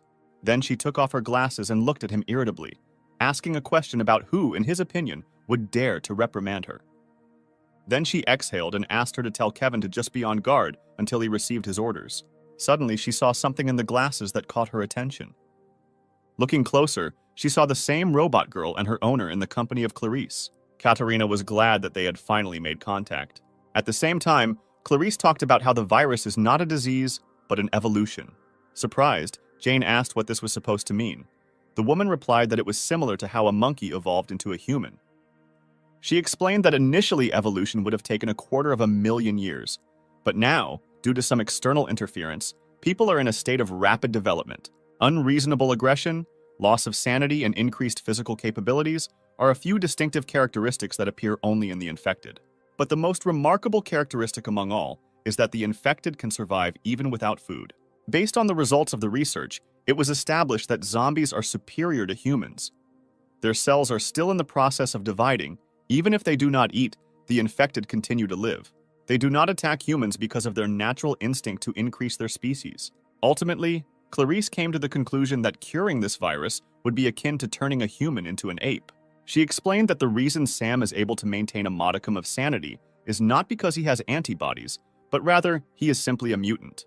That's why Clarice said Jane should give up. Afterwards, the woman headed back to the house, saying that she should know the procedure for exterminating the infected around the world, and using this information, she should take Sam and hide, continuing to live where no one would find them. This is the best that Jane can do for her master. After listening to her, the robot girl suggested that perhaps this virus should be studied not from the side of pathology, but from genetic engineering and biotechnology. Jane said that they would head to the best research institute in Sector 23. After that, she bowed, thanking Clarice for the useful information.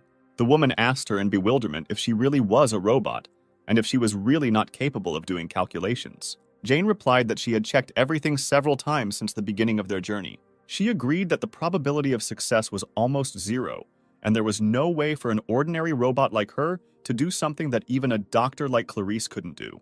But Jane was not going to give up so easily, because she is the only family Sam has. Smiling sadly, she said that the best thing she can do now is not to hide, but to find hope. After her words, Clarice remembered her past when she was still working in the laboratory. One of her colleagues said that they are obliged to announce that the evolution of humanity is now happening, and they cannot correct it no matter what. But Clarice objected. They could not stop there, because this is where the best doctors from all over the world are gathered, and if they give up, then millions of people are doomed. Hearing her words, other workers came up, saying that if it was said that something was impossible, then that meant that it was impossible, period. None of her colleagues supported her.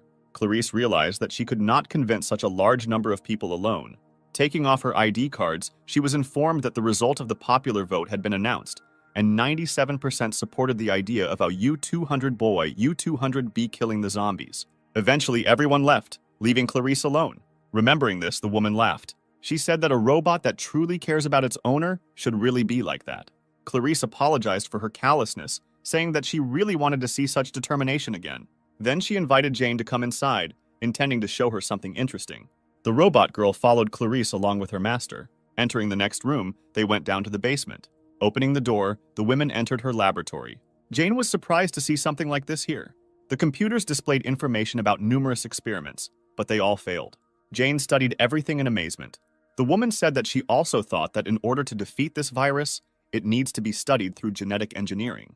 She was not sure whether it was possible to change the genetic factor, but if she managed to revive the stopped brain using genetic treatment, then it would be possible to restore intelligence to the infected. The woman was confident that if their intelligence returned, then the infected would not be treated like pests. Patting Sam on the head, Clarice said that he could help her achieve this goal. She then turned to Jane, asking if she would trust her with her master. Seeing the doubt on her face, Clarice said that this child was the key that would help her complete her research. She assured Jane that she would definitely succeed and restore Sam's sanity. Having received her approval, the woman asked Erica to conduct a thorough examination of the guy. Encouraged, Jane asked Erica to take care of her master. She nodded and went to perform her duties. Seeing Jane's confusion, Clarice informed her that Erica's language system was broken, so she could not speak, and her expression of emotions was also severely limited. Then she headed towards the exit, calling Jane with her. Erica carefully watched her every step. As soon as she took Sam behind the screen, she immediately pounced on him, squeezing her fingers at his neck. She watched as the hero began to choke. A few moments later, Erica opened her fingers, letting go of Sam. As soon as he regained the ability to breathe, he began to gasp for air. With her head down, Erica stood over the guy like that for some time. Suddenly, she said something quietly, but Sam did not hear and looked at her in confusion. Raising her head, Erica repeated, telling them to get out of here. A week has already passed since that day. All this time, Clarice gave Sam her full attention. Every time Erica walked past him, he shuddered and looked at her fearfully. After several studies, Clarice said that Sam currently has the intelligence of a child of 6 years old. The suspected cause was determined to be that it has a genetic factor that can suppress evolved cells. Erica also made another discovery that amazed them all. She saw the possibility of a complete cure for the virus. Jane was happy because the chances of her dream coming true had increased significantly. When she approached the house, Sam came out at the same moment. Approaching, she said that today's inspection ended surprisingly quickly. But when Sam raised his head, she saw blood on his face. She immediately ran into the house and headed to the laboratory to find out what happened there. Jane covered the distance in the blink of an eye and burst inside.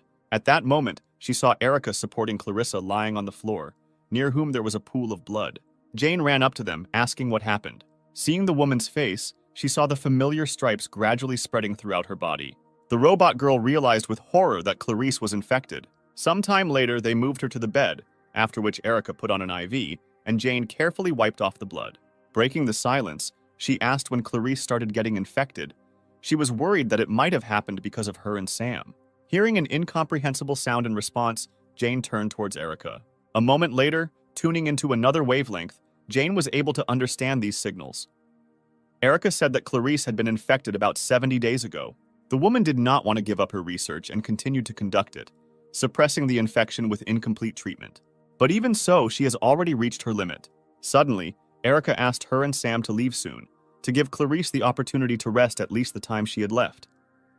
Jane hung her head sadly as she thought about her words. Afterwards, she said that she understood the current situation, and it would really be wrong if they continued to stay here. Having said this, she and Sam bowed, Jane thanking them for their help. Suddenly, Clarice grabbed Sam's hand. Jane looked in surprise at the awakened woman, who was struggling to get into a sitting position. Clarice said that she was finally able to find the right path in research and asked where they were going to go. Then she collapsed back exhausted. It was obvious that the woman was in great pain. Reaching out to Erica, Clarissa said that she wanted to continue her research and asked her to help her get up. But she did not budge. The woman repeated her request again, but more demandingly. But Erica again ignored her request.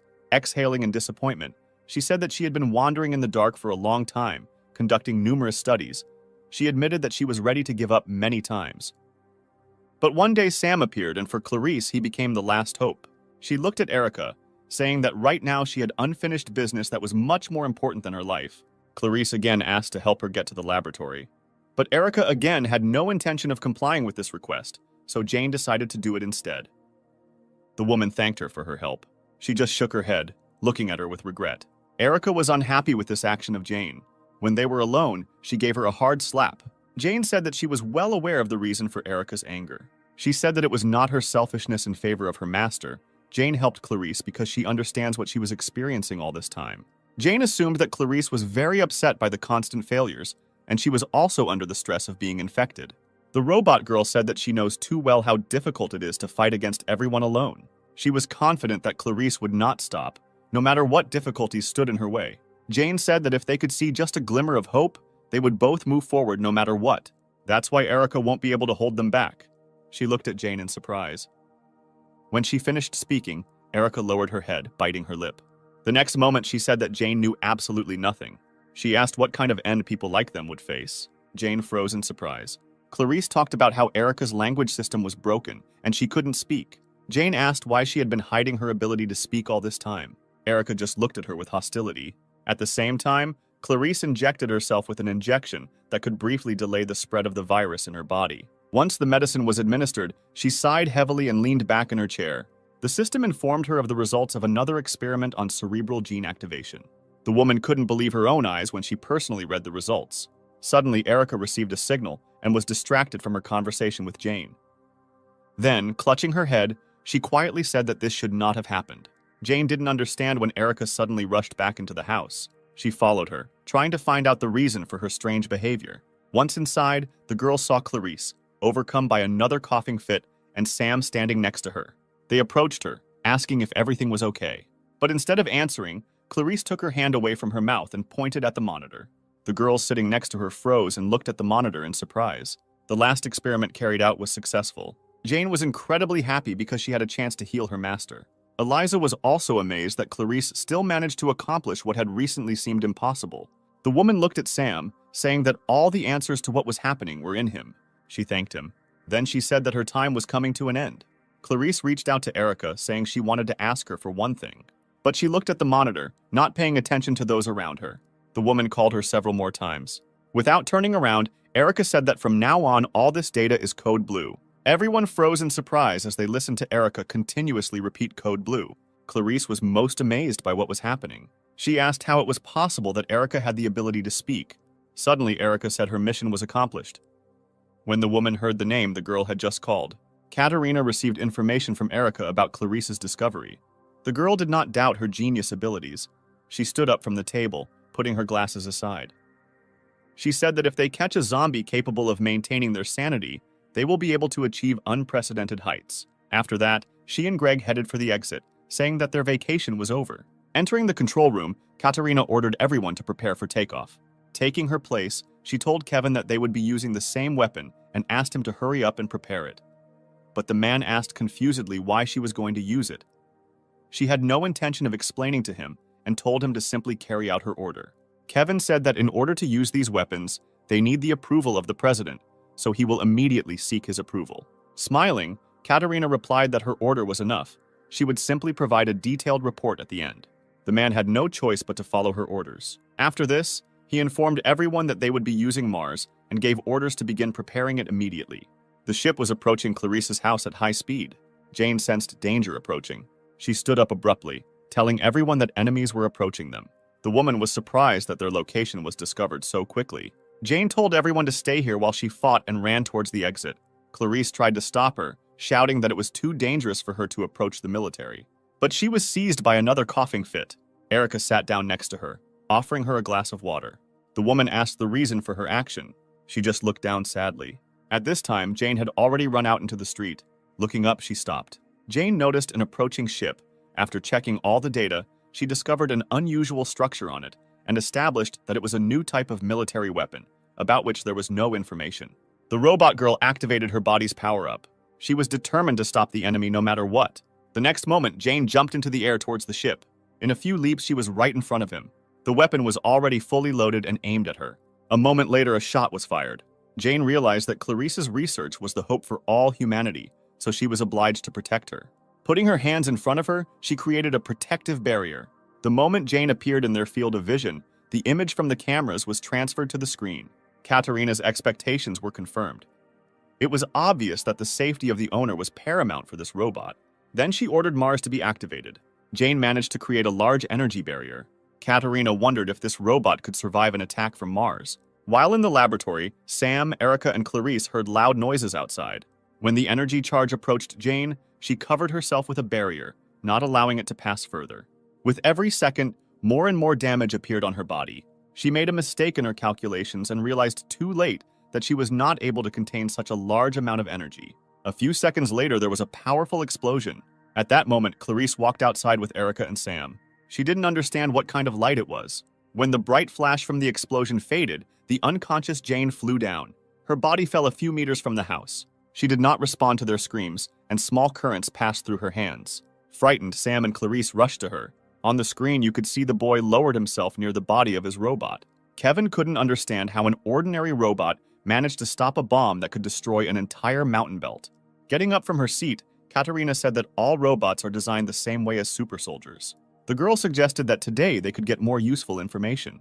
Turning to Kevin, she said that the most important skill of a commander is accuracy in assessing enemy capabilities. Then she ordered the hatch to be opened because they were going down. At the same time, Clarice and Sam sat next to Jane's motionless body, hoping to get at least some reaction from her to their voices. Suddenly, a huge shadow loomed over them. Clarissa looked up to see what it was. The enemy ship stopped right above their small group. Suddenly, the mechanism was activated. A few moments later, a cabin with military personnel was descending. Clarissa froze in surprise when she saw a familiar face there.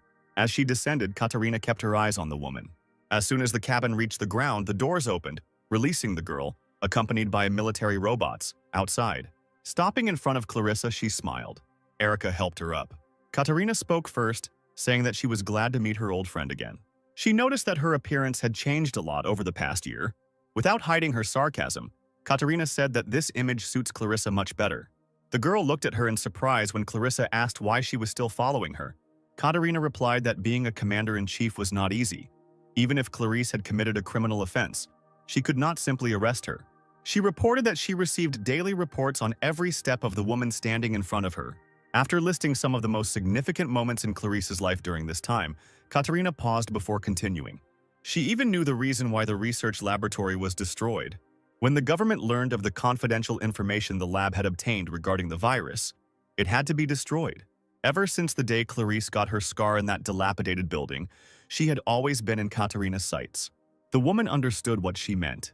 Releasing her hand from Erica's fingers, she asked why she betrayed her.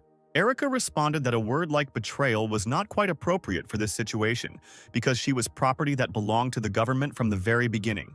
Clarice's eyes widened in surprise when Erica said that she had been given 2 orders as a government robot. The first of which was to act as if her speech system was damaged to prevent information leaks. And the second order was that she needed to deliver an infected person who was able to control his mind at least partially. Clarissa couldn't believe that this had actually happened. Having finished her story, Erica headed towards Katerina. The woman was again overcome by a coughing fit. Hearing this, Erica turned around and looked at her with regret. But she didn't dare to approach and turned away. Wiping the blood away with her hand, Clarice said she should have known she wouldn't have been let go that easily that day. Katerina only smiled slightly. Clarice looked up and assumed that the first phase of the project would soon be completed. She knew that the Venus project was aimed at destroying the virus. The woman remembered very well the day she first heard about Venus. In 1976, a meeting was held at the General Staff. Some have put forward the idea of immediately destroying all infected people. But Clarissa objected, saying that this was too much even for the government. She suggested that they try to find another way to get rid of the virus by isolating the infected for a while. Clarissa tried to convey to them that the victims were still human, but the Secretary General dismissed her words as nonsense. He reminded that everything had already been decided by the previously held national vote, and there was no point in discussing it again. 93% of society supported their policy. The man blamed Clarissa for the fact that this situation arose due to her incompetence. On her orders, the medical community did not warn anyone about the impending disease. She interrupted him, correcting the vote result he had given earlier, which was 76 to 24%. Clarissa said that this was the result of a private survey conducted by the World Medical Society before the national vote. She said the results were similar, but the difference in scale was too great. Looking at Tom, Clarissa seemed to state rather than ask that the voting results had been rigged. After her words, the man jumped up from his seat. He asked her what evidence she had to be able to say this nonsense with such confidence. Clarice ignored him and turned back to the council members, telling them that there was no point in exterminating the infected. She argued that the virus has recently been spreading across the continent and infecting people, which means that there is another source of infection somewhere, in addition to the main infection from those infected. Katerina, along with everyone else, listened to the medical society president's suggestion that the source could not be found so easily, and no matter how many infected they killed, at this rate they would not be able to stop the virus. Clarissa also said that they are currently developing a new treatment called genetic factor therapy. She assured everyone that she would be able to show significant results within the next 6 months. But Tom interrupted her, saying that Clarissa had been raving about her impossible project for a long time. The man spoke out against it, saying that they could not let the situation in the world slide for 6 months. Suddenly, the owner of the company Dom Oz, which develops robots, intervened. He said that his company had long ago begun to develop a plan for quarantining the infected using robots, providing them with all the necessary means. If they are allowed to act immediately, they could quarantine 80% of those infected in just 2 months. Clarissa thanked him for his detailed explanation. She then went on to say that the current epidemic is the worst in human history, and if the government takes control and publishes a plan, they can regain the people's trust. She suggested immediately requesting the settlement fund from the president. Andrew intervened again, saying that this idea would not work. He explained that the settlement fund had already been requested, but the president had immediately rejected it, and Clarissa was shocked to hear this. She asked why the president rejected the plan. Andrew stood up from his seat and walked away from the table. Walking around the table, he began his story from afar, saying that in Germany there was an old province ruled by a tyrant, and the fanatics of this province were fired with the idea of founding their own country. This country was planned to be called the Third Empire. While it was being created, their military spending increased, and soon after the World War began. Passing by Clarissa, the man said that the tyrant had one absurd dream in which the whole world was at his feet. After a pause, Andrew continued, saying that the tyrant had achieved his dream. At that time, the Third Empire had overwhelming military power. The tyrant could turn the entire world into countries under his control, or into ruins in just 2 years. Andrew frowned and said that their success was short-lived, and 4 years later the world united and the tyrant was executed. Thus the Third Empire collapsed. Spreading his arms out to the sides, the man summed up that the World Governmental Union was created to govern the entire world. Clarissa asked in bewilderment why he decided to tell about it now. He stood for a few seconds thinking about something. Afterwards, Andrew turned around and said that the union that had been created was still unable to cope with the consequences of the irrational global integration. The integration of the new currency led to the current state of inflation. Mass uprisings also began to occur throughout the world. Andrew did not forget to touch on the environmental problems that arise due to rapid population growth. Even the problems of mass unemployment were caused by the technological revolution associated with the advent of robots. That is why Andrew believed that the government was on the verge of collapse, and in the current situation, it cannot cure the infected and take any measures. His speech was interrupted by Clarice, asking if it made sense to destroy the infected simply because subsequent actions would fail. Turning to her, he replied that the point was to get rid of the third class, put the second class in order, and change the situation for the better for the first class. Then he snapped his fingers. At that moment, virtual monitors appeared in front of everyone. Everyone began to look closely at the image. Andrew said it was a plan written personally by the president. Clarissa looked in bewilderment at the document that contained a solution that could change the whole world in an instant. Everyone in this room was presented with the Venus Project. Andrew asked everyone to read the brief project summary on the first 3 pages. He said that there are also plans there that must be carried out by individuals. As Andrew had advised, everyone read the indicated pages. Reaching the main plan, Katarina chuckled, calling it madness. Clarissa read line after line with horror. A few minutes later, the man came to attention again, clapping his hands. He said that he wanted to raise the most important issue of the day. To be more precise, today they were supposed to discuss the first phase of the Venus Project. Clarice couldn't believe her ears when she heard that the goal of this phase was to reduce the world population to a minimum. She interrupted him, saying that they were all crazy. Clarissa tried to reason with the man that this was nothing more than a simple massacre. She suddenly fell silent, noticing the actions of the others. Everyone in the room stood up and applauded loudly in support of this plan. One of the women said that with the help of this wonderful plan, it is possible to reset the whole world. She then pointed to the monitor, saying that the part she liked the most was the one about confiscating the residents' property and using the resources they got. She recalled that 4 years ago they abolished all ATMs and replaced them with cryptocurrency. Due to the fact that all the property of the population is recorded in the World Bank, they can easily confiscate everything. The man sitting across from Clarissa said that if they confiscated and redistributed the confiscated money, they would be able to solve the problems of inflation and close the gap between social statuses. Others also supported the plan, saying that in the future they would be able to empower robots and take over much of the routine work that humans used to do. One of the men said that now, in the times of the Industrial Revolution of robots, overpopulation is equivalent to poison. Another man said that since no one had any objections, all that was left was to establish an acceptable number of victims. Clarissa stood there, not believing that these people were actually discussing such an inhumane plan. Everyone started actively offering their own options for how many people and what percentage of genders they should leave. Katarina suddenly intervened, saying that she had previously asked the president what percentage of the population they could kill in 1 year if they fully mobilized the army. Although she was joking at the time, after simulating the situation, Katarina came to the conclusion that they could destroy approximately 86% of the population. After thinking about her words, Tom guessed that the result should only be 1 billion, which was pretty good. The others also supported the value of 1 billion, after which Andrew said that although they had come to an agreement, they should not violate formalities and proposed to hold a vote. Clarissa couldn't listen to this any longer and slammed her fist on the table, drawing attention to herself. She asked if they had forgotten how exactly the Third Empire was destroyed. Clarice recalled the tyrant's crazy idea of racial integration. That massacre was not even recorded in the history books, but the blood of over 120 million ordinary people was shed, resulting in a riot. She asked if they really wanted to do something like that again. The woman asked with tears in her eyes whether it was worth rejecting the Third Empire then, if now they were going to arrange a massacre 10 times worse than that one. Andrew ignored her, saying that voting was ongoing.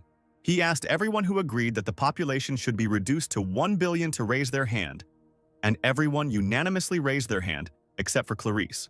After examining everyone, the man said that the decision had been made, and after the completion of the first phase of Venus, the number of survivors should be 1 billion. Clarissa couldn't influence anything that day.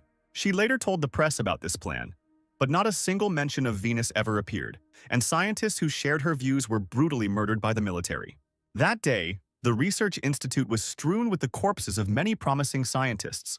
Only Erica and her owner Clarissa managed to survive, although she was in serious condition.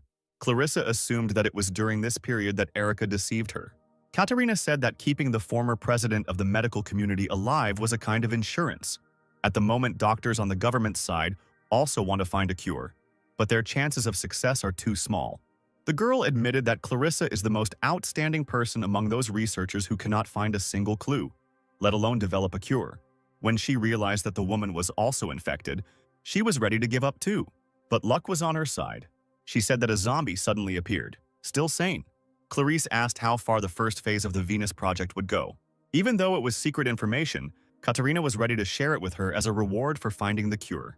She said the rate is currently 84% of the population. To date, 52% has already been destroyed.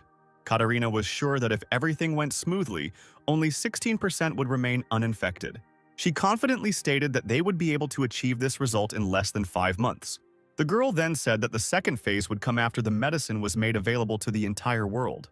Clarissa found it difficult to learn the details of the current situation in the world.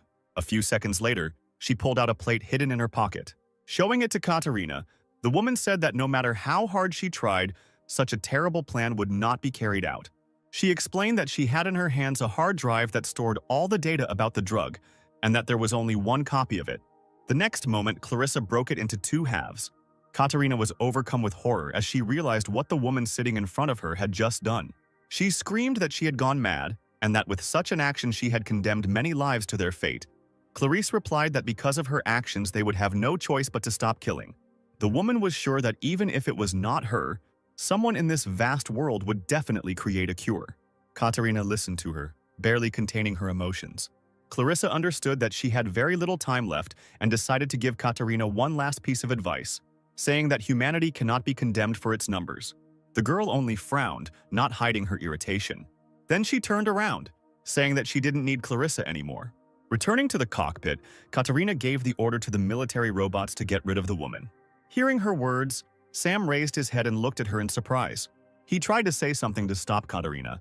Realizing that he would achieve nothing this way, the hero tried to shout to Jane, but she didn't react to his voice in any way, and then Sam began to shake her body.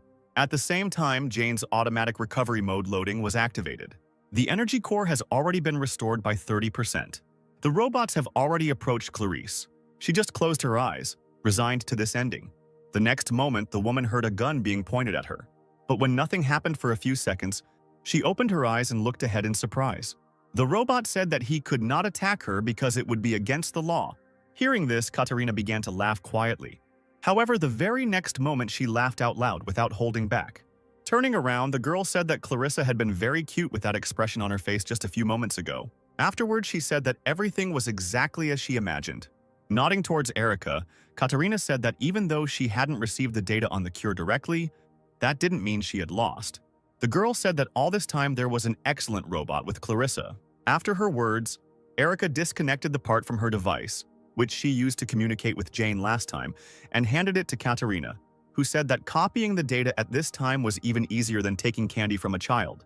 Clarissa was shocked by this and shouted at Erica not to do this because this information must not fall into the hands of the government.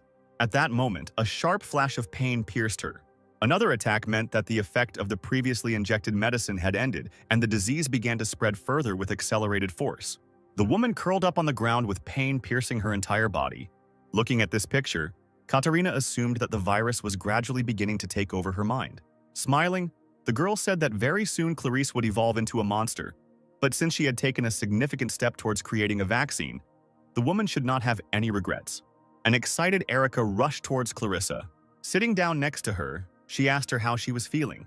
Turning around, Erica asked Katerina to fulfill her promise and keep her word.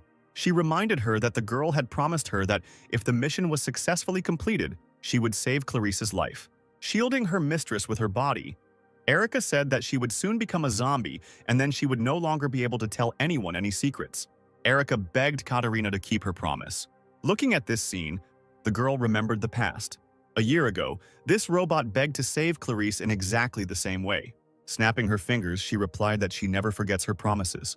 After a pause, Katarina said that, unlike robots, people can lie. Erica looked at the girl standing in front of her in surprise. The next moment, multiple shots pierced her body. When the military robots stopped shooting, Erica collapsed to the ground. Clarissa, lying on the ground, watched this in horror. Shouting her name, the woman tried with all her might to crawl towards Erica. Frowning, Katarina said that this was the first time she had been insulted in this way, and that never before had a mere robot tried to make a deal with her. But she was angry not only because of this. Katarina remembered very well that Erica had tried to ruin her plan when she tried to get rid of Sam. The girl said that she would not be able to forgive her for this mistake. An agitated Clarissa tried to call Erica. She turned her head and apologized to the woman. She admitted that even after she realized that Katarina's promise was a lie, Erica continued to interfere with Clarice's research. Erica said that she had altered the original data when she was conducting virtual experiments and also tried to kill Sam. But clinging to the 1 in 100th chance that Katarina would still fulfill her promise, she gave her the data. Because Erica prioritized saving her master's life over the lives of all of humanity, she declared that she was no longer worthy of being called a Medroid. A single tear rolled down Clarice's cheek. Almost silently, she mouthed that Erica was not to blame. She closed her eyes and said she never blamed her for what happened. When the woman opened her eyes again a few seconds later, her eye sockets were completely black, meaning that the virus had taken over. A military robot standing nearby analyzed Clarice's condition. Having determined that she was no longer human, the robots turned their weapons on her. Because she has lost her human essence, they no longer break the law and can carry out the order given earlier. One of the military robots turned around at the sudden noise behind him, which caught his attention. A moment later, Jane punched him in the head. As a result, he flew back several meters. Katarina watched, not understanding what was going on. Jane said that the automatic recovery was 48% complete. A few seconds later, the recovery percentage increased and previously damaged areas of the body were strengthened. She was determined to get back the research data from Clarice. Katarina understood how this was possible because the shot from Mars had hit her exactly. Kevin wondered similarly how the damaged robot was still able to move. He turned to one of his subordinates who had scanned Jane and reported that she had completely stopped functioning, asking what was going on here, but he couldn't give a reasonable answer. Looking at the screen, Greg remembered the time he himself fought with this robot. After she suffered a fatal attack, he considered Jane no longer incapacitated, but suddenly she recovered and became stronger. Greg said that this home robot has many secrets. Kevin gave the order for military robots to be sent as reinforcements. Meanwhile, Jane was already running towards the military robot. Approaching him, she kicked his torso, piercing through him. Then she grabbed his head. A moment later, Jane pinned the robot to the ground. At the same time, dozens of military robots were released from the ship. Noticing this, Jane raised her head up, watching what was happening. A few seconds later, the robots landed with a terrible noise. Dozens of robots appeared in front of Jane. After conducting a self-diagnosis, she found that her hull integrity was only 40%. Her goal was to get close to Commander Katarina and return the data on the medicine that could cure the virus and then escape from the current situation. She intended to destroy the obstacles in the form of military robots that appeared. A moment later, the robots took up arms and began shooting at her. But Jane deftly dodged the bullets, moving at high speed. Approaching one of the robots, she cut its body in half. Jane threw the other one back with a kick to the stomach. Clarissa and Sam watched in amazement as the boy supported Jane with all his might. The woman managed to retain the remnants of her sanity, and she was aware of the situation that was happening. Jane fought desperately against the military robots, trying to fight her way to Katarina. Kevin, who was watching this, felt a lot of tension. He realized that ordinary military robots were not enough to deal with Jane. He asked a subordinate if they could carry out an air attack, but was told that it was not possible at the moment. Greg had been closely watching Jane's movements all this time and analyzing the situation. At some point, he shared his observations, saying that she had become weaker than before. At that moment, Jane herself was trying to fight off the robots that surrounded her from all sides. Greg explained that her movements were not as fast as last time, and he assumed that she had not yet fully recovered from Mars's shot. Suddenly, one of the military robots grabbed her hand. The next moment, Jane lost that limb. She frowned, realizing that losing her arm at a time like this could make the situation critical.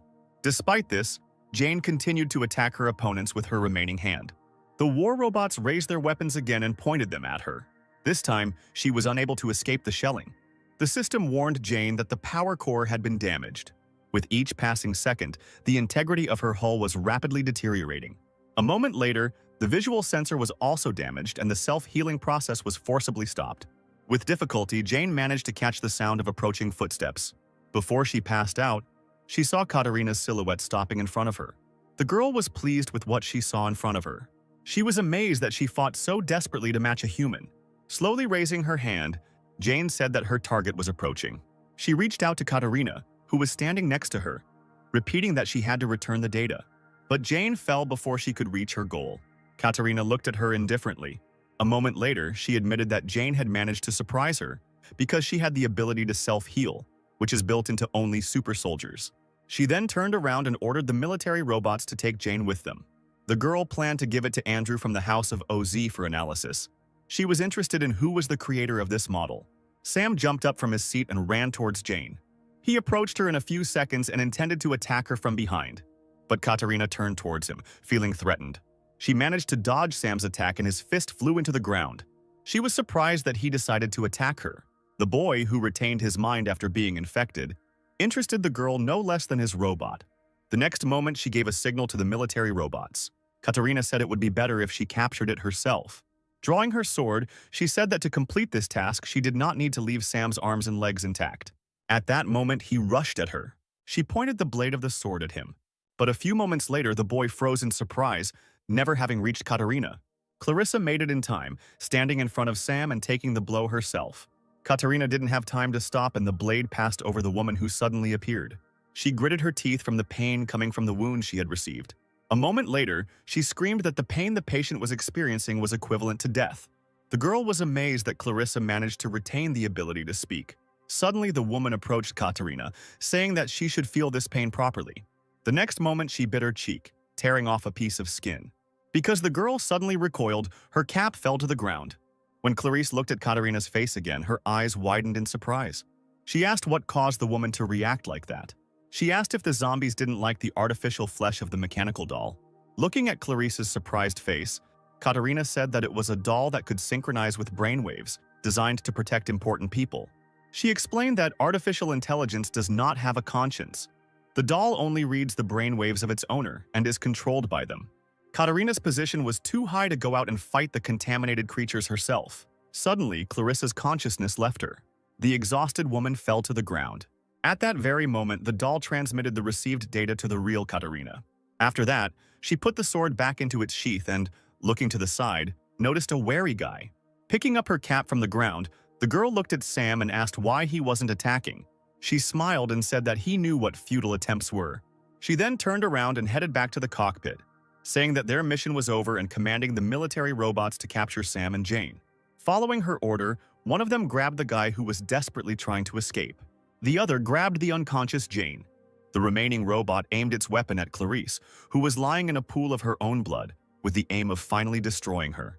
Erica, who was conscious, tried to shout to her mistress. Sam saw this too and broke free from the robot's grasp to come to the aid of his friends. Suddenly, Jane opened her eyes again, but the system informed her that movement was currently impossible. Its hull integrity was only 2%, and it had 28 hours and 30 minutes left until it was fully restored. A moment later, the emergency program was launched and, based on the results of scanning the surrounding area, a humanoid robot was detected at a distance of 25 meters. After analyzing Erica's condition, the system reported that all requirements were met and preparations for the transfer began. A few moments later, the system was forced to boot. The operating system installation was loaded successfully. After this, Erica's body began to recover quickly. After a few seconds, she opened her eyes. Suddenly, the robot that was aiming at Clarice was destroyed in an instant. Hearing the shots, Katarina turned around to see what was going on. Clarissa had regained consciousness by this time and watched what was happening with surprise. The system reported a successful system update and the medical module was disabled. Now Erica's combat skills prevailed, the same ones that had gotten rid of the robot a moment ago. Kevin looked at the screen in confusion, not understanding what had happened this time. He was sure that this medical robot was disabled, but suddenly all its damaged parts were restored. Katarina felt the same bewilderment at what was happening. Erica applied the cloth, wiping Clarissa's wounds. She said she managed to stop the bleeding. Although the words were difficult for Clarice, she said that today she had already managed to see a miracle several times, looking at Erica's restored body. She just looked sadly at her mistress, assessing her condition. Clarissa suffered fatal internal injuries. Erica didn't want to admit that her chances of survival were practically won. Clarice held out her hand to her and said that she should leave here as soon as possible. At least she should survive. She put her mistress's hand back, saying that she should rest a little. Erica promised that she would take care of everything. After examining the weapon in her hands, Katerina realized that the weapon in Erica's hands was a combat module. The girl had a bad feeling. She commanded the military robot to deal with Erica, but she was already running towards them, preparing to attack. When she came within their reach, the robots opened fire. Suddenly, she jumped up, moving out of the line of fire. Afterwards, Erica attacked her opponents from the air. The military robots were destroyed in the same instant, falling under her attack. She also got rid of the robot holding Sam. Afterwards, she freed Jane by shooting the robot in the arm. A few moments later, having destroyed more enemies, Erica landed. She raised her head and looked around. Kevin didn't understand how a simple medical robot could have such fighting power. He could explain Jane's similar strength because she was a modified model, but this robot was a mass-produced model and it definitely couldn't be modified. The man could not find any logical explanation for the sudden change from medical class to combat class. Katerina suspected that Jane was somehow involved in this. After breaking through the military robots, Erica approached Katerina, pointing her weapon at her. She wanted to say something to the approaching robot, but didn't have time. The next moment, Erica shot the doll in the head. Katerina felt a little discomfort from such a sudden break in connection with the doll. Kevin ordered everyone to start the aerial bombardment. The data on the cure was already in their hands and they no longer needed to be careful. The girl who stopped next to him said that this was not enough, because that medical robot was on the same level as Jane, or even stronger than her. She also noted that Erica specializes in long-range attacks, and it is unknown whether they will be knocked down if they start attacking indiscriminately. Katerina ordered their ship to be raised higher. Her order was carried out immediately, and their ship began to rapidly gain altitude. Erica watched this, standing next to the motionless body of the commander's doll. Katerina said that all her pride was destroyed along with the head of this doll. Sometime later, she was informed that altitude had been gained and Mars had begun recharging, with the set power at 76%. But the girl replied that they no longer needed to regulate the power as before, and said to increase the amount of energy generated to the maximum. According to her order, preparations for Mars began. Erica stood in the same place, scanning the moving away ship. She noticed an abnormal amount of energy building up on it. After making calculations, Erica realized that she would not be able to repel the attack in normal mode, so an alternative one was launched. The subordinates informed their captain that Mars's recharging was complete. When it was announced that there were 10 seconds left until it was activated, Kevin noticed something strange. On the screen, it was clearly visible that the medical robot's hand began to glow. At some point, the glowing limb disintegrated into small pieces. When the girl said that the body reconstruction was complete, a weapon appeared in place of the hand. Everyone watched the transformation that had taken place with bewilderment. One of her subordinates analyzed the changes and reported that her arm had been redesigned into a... Greg and Kevin froze in surprise when they heard the suggestion that Erica was preparing to shoot her. But Katerina replied that it didn't matter because even a super soldier could never stand up to Mars at full power. There was only 1% left until it was fully charged.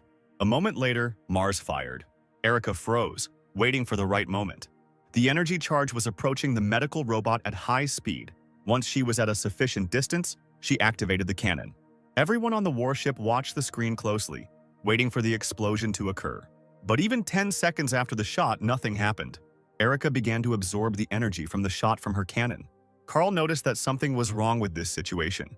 Katerina froze in surprise when she heard that the amount of energy generated by Mars was gradually decreasing. After carefully analyzing the data, Carl reported that Erica was absorbing this energy and that this gun was not needed for shooting at all.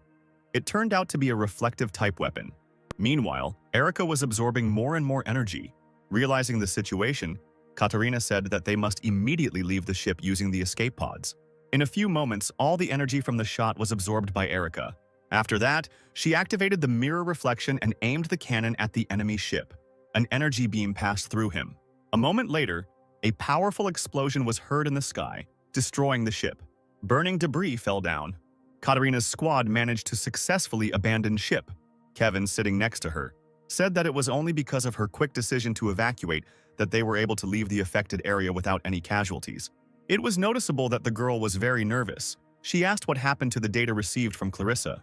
Kevin hesitated and after a long pause replied that they were stored on the server of the destroyed ship.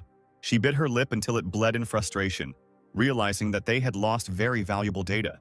Katarina took out her anger on the chair, hitting the armrest. She then said that they should head to the House of Oz headquarters, but a surprised Kevin asked if they should first return to their headquarters to report on the current situation. Katarina replied that they would first visit the House of Oz. She had to find out what was wrong with these robots. If they left things as they were, the situation could get out of control. The girl was sure that if Andrew took on this case, he would definitely find the answer to what exactly these robots were. She was especially interested in the engineer who created Jane. Once the enemy ship was destroyed, Erica deactivated the cannon and returned her cuckoo to its original state. After that, she ran to Clarissa. Approaching her, she took the woman in her arms, saying that she would definitely cure her. But she extended her hand to her, saying that she was fine. Clarissa said that Erica should have figured it out by now. Due to the wound she received, even with the regeneration provided by the virus, she still won't survive. Erica tried to object to her, but she was interrupted. Clarissa asked to be put back on the ground. When her request was not responded to, she said she wanted to tell Erica her story. She had no choice but to fulfill her mistress's last wish. After 26 hours, Jane recovered and opened her eyes. Looking at the ceiling, she realized that she was in Clarissa's house. Remembering the circumstances under which she passed out, she began to worry about Sam. She didn't even have time to get out of bed when a happy guy hung over her. He immediately rushed to hug Jane, who had woken up. She stroked his head and said that she was fine. Sometime later, they left the house together. Once outside, Jane froze in surprise. She saw a restored Erica with a bouquet of wildflowers in her hands. Turning around, Erica, surprised, asked if Jane had recovered. She replied that she had only recovered halfway, but that it was enough to function normally. Suddenly, she noticed something that made her gaze fill with sadness. A few meters away from her, a wooden cross was erected, marking the burial place of Clarissa. They all walked up to him together, after which Erica knelt down and placed the collected flowers on the grave. Jane apologized to her, saying that if they hadn't come here, this wouldn't have happened. But Erica interrupted her, jumping that there was no need for an apology. She explained that even if they had not come here, nothing would have changed. But on the other hand, it was only thanks to them that Clarissa was able to make the discovery she had been working on for so long. Erica smiled, remembering how happy her owner had been in recent days. After a long pause, she said that for Clarissa, their visit had been akin to a blessing. Jane looked at Erica sadly. Afterwards, she asked her what she was going to do next. In answering, Erica recalled the contents of the 7th article of the law concerning the death of the owner. Jane remembered the day that marked the end of their previous life.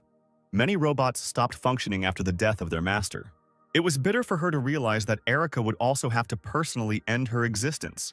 Erica fell silent, remembering Clarissa's last moments. Her mistress asked her if she remembered the words Jane had spoken on the first day. She believed that the best thing she could do was not to give up, but to hope and move forward. Clarissa asked Erica to remember one important thing. Taking her hand, the woman said that the thing called hope can only be created with one's own hands.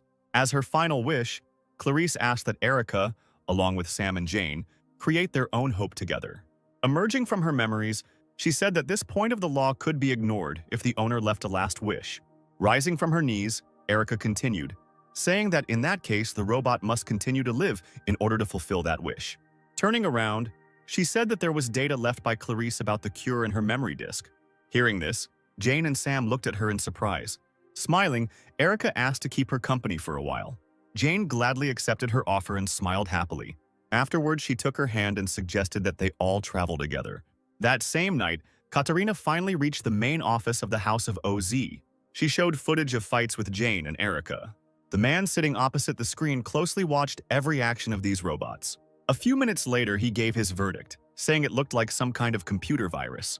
After pressing the remote control, Andrew turned off the TV. Katarina looked at him in surprise and asked what this meant. He replied that in order to be completely sure of this, he had to analyze these robots more thoroughly. Andrew suggested that a modified version of the operating system installed in the home robot had taken control of the medical robot system, rewriting it like its own. He said that until the situation stabilizes, it is impossible to restore their operating systems. And there is also a chance that Jane's code had a hidden fragment embedded in it that is triggered under certain circumstances. Katerina stopped him, asking what he meant. She thought that no matter how much the operating system was modified, it was ultimately just a common software problem. When the girl asked if such transformations were possible due to a simple change in the system, Andrew replied that it was possible. Katerina froze in surprise. Trying to understand the situation, she asked how this was possible. And with a heavy sigh, the man replied that since she held the position of commander-in-chief, she should know about it. But before he began his explanation, he said that Katerina had no right to divulge to anyone what she would hear in the future. Looking at her seriously, the man explained that this information had been personally marked as top secret by the president. Then he began his story, saying that all robots, from domestic and medical ones to super soldiers, are humanoid and have identical technical characteristics. Katerina was surprised to hear something like that. She objected, saying that this couldn't be true. The man said that when they advertised their products, their main slogan was that there was no need to charge.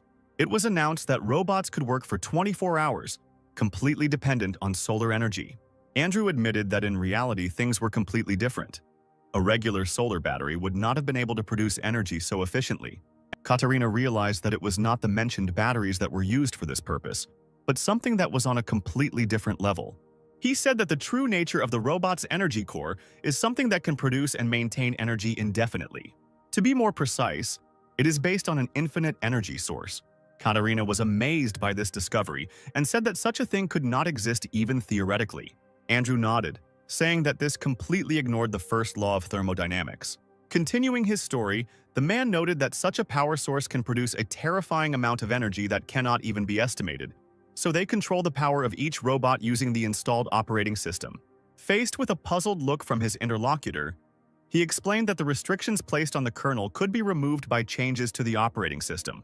This is why there is a possibility of transformations similar to those that happened to Jane and Erica.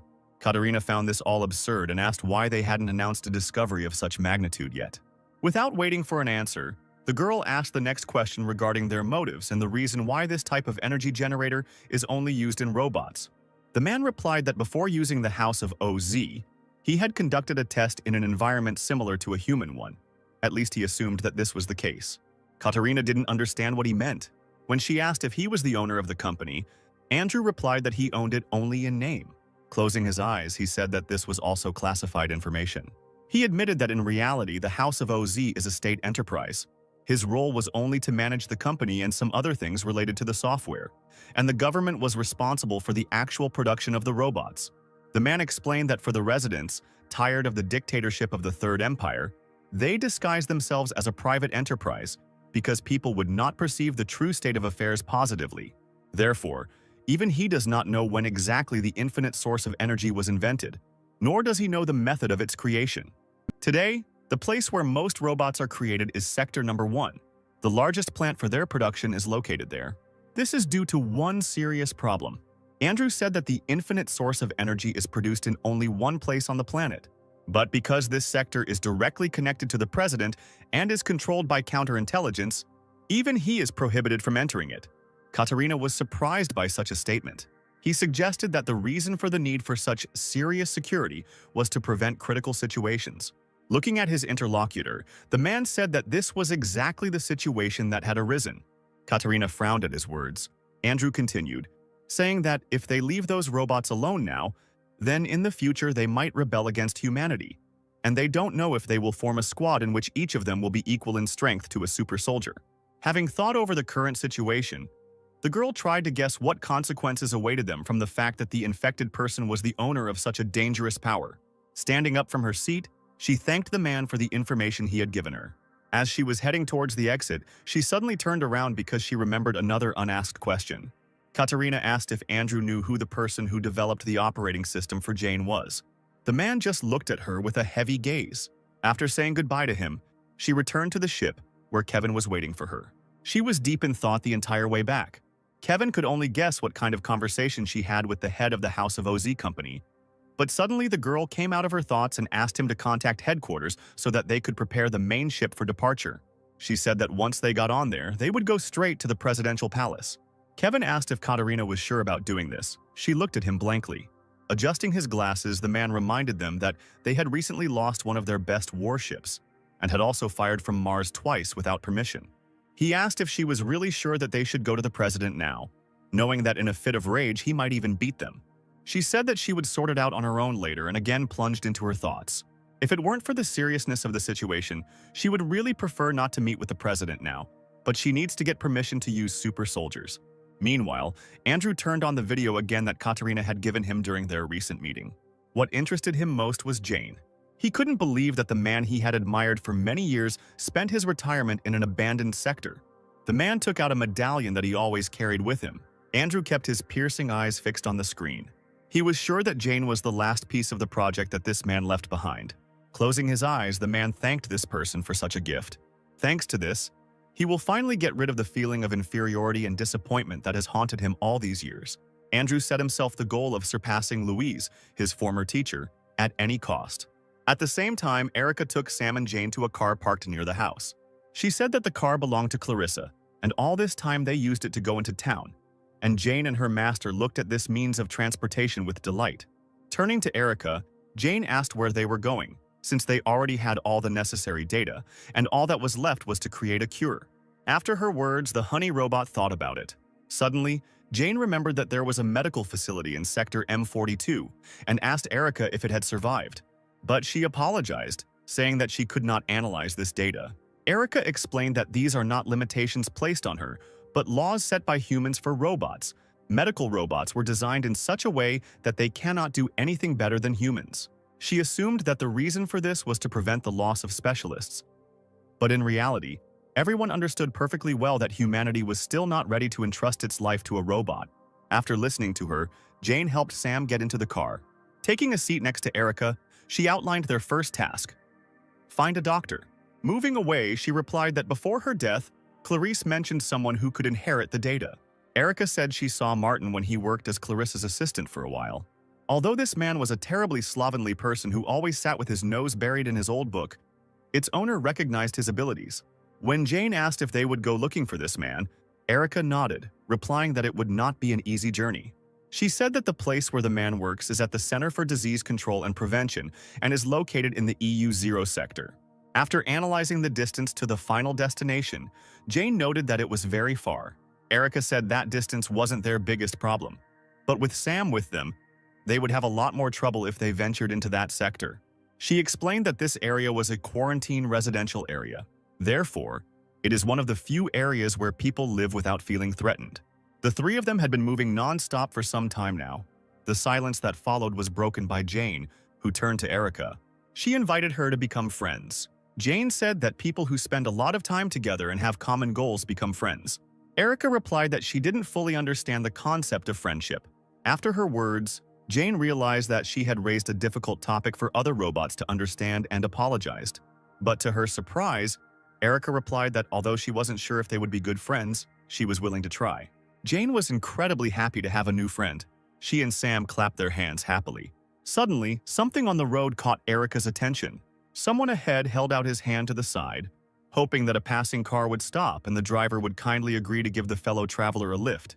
Jo was incredibly happy to meet someone in such a remote place who could help her.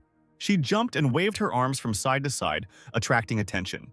Taking a closer look, Jane asked if the girl standing in front of her was a robot. Erica nodded her head, replying that she too was a house robot.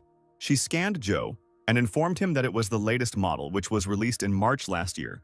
To the girl's surprise, the car drove past her. When Jane asked why they didn't stop, Erica replied that they had too long a journey ahead of them and they shouldn't help other robots. She also said that she found the robot suspicious, if only because it did not obey the law that robots must wear only prescribed clothing based on their field of activity. Looking back sadly, Jane said that they could at least have known her story. Suddenly, something latched onto the back of their car. Sam and Jane watched what was happening in surprise. Grabbing the other end of the rope, Jo sat on their tail, shouting that in this cruel world, robots must help each other. She shouted all sorts of offensive things at Erica. When she was called a one-eyed, heartless creature, her patience ran out. Erica began to throw the car from side to side, hoping that the tail in Jo's face would finally come off. Sometime later, they stopped at a gas station, deciding to listen to Jo's story. Erica asked who she was and what she did. The girl introduced herself, saying that her name was Jo, but after today, they could call her Hitchhiker. After this, Erica continued her questioning, asking who her master was and why she was walking around alone. Joe replied that she was looking for her master everywhere and wanted to ask them to give her a ride to the industrial zone in Sector F6. After opening the card, Erica apologized and said that they would not be able to fulfill this request. She explained that the sector she needed was to the west, and they were heading east, which meant they wouldn't be able to give Joe a lift. After finishing her explanation, Erica led Sam and Jane back to the car, no longer paying any attention to the girl who was left alone. Running up to them, Joe said that the sector they were heading to was under quarantine and asked the reason for such a risky decision, especially with an infected person on top of it. But Erica replied that they were not obligated to explain their actions to her. With a heavy sigh, Joe said that they didn't need to be so careful because robots couldn't lie anyway. Joe tried to find an explanation for Erica's cold attitude and suggested that she had been betrayed once, and that was why she was behaving this way now. Unable to bear it any longer, she turned around, telling the girl to be careful with her words, but she only laughed, saying that she had hit the mark, judging by that reaction. Afterwards, Joe said more seriously that they really shouldn't go into the quarantine zone because without proper preparation, they would be destroyed in a split second as soon as they stepped inside. Pointing at Sam, she said that there was a 100% chance that he would die first. A frightened Jane hugged her master, asking what this town was all about. Joe replied that she had passed by it about 17 days ago. She was not allowed to finish speaking until a military helicopter suddenly appeared. The pilot's objective was achieved and the infected was found. He began to descend, preparing to attack his target. Jane and Erica turned around in horror and also saw a helicopter approaching them. Joe just chuckled, saying that this was a great opportunity to show off her skills. Afterwards, she tossed her bag to Jane and said they could relax and watch the show. A moment later, everyone heard the warning to open fire. Joe stopped in front of the helicopter, saying that it wouldn't take her 10 minutes. After that, she activated her ability. The girl quickly clicked on the necessary system windows. Jane took a couple of seconds to prepare, after which she said that the synchronization was complete. Having penetrated the robot system, she managed to change the instructions. The indicator that marked Sam changed its color from red to green, indicating that the selected target did not pose any threat. Next, Joe gave the robot the order to self-destruct. A few seconds later, the military helicopter exploded from the inside. The friends standing nearby watched what was happening in surprise.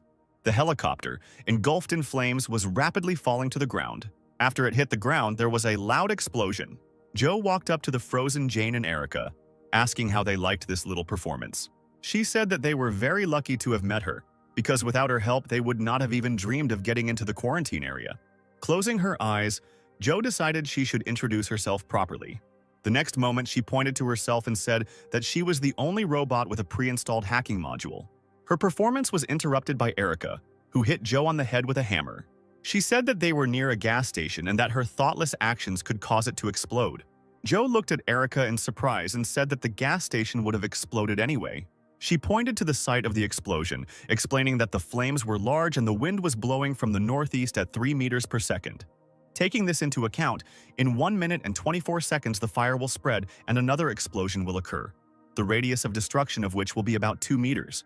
When Joe said that if they didn't leave immediately, things would be tough for them, Erica could hardly contain her anger towards her. A few seconds later, everyone got into the car and Erica began to move as far away from that place as possible. At the same time, Katarina reached the presidential palace. She walked with Greg through the long corridors to the president's office.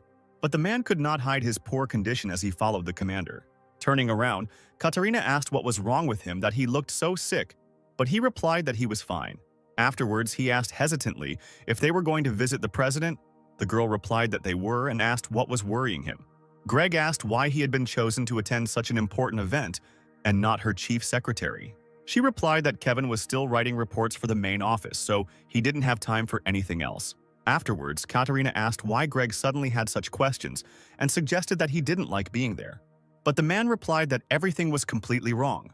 She smiled and advised him not to be so tense, because the president was a human being just like them. Suddenly, another person appeared on the way.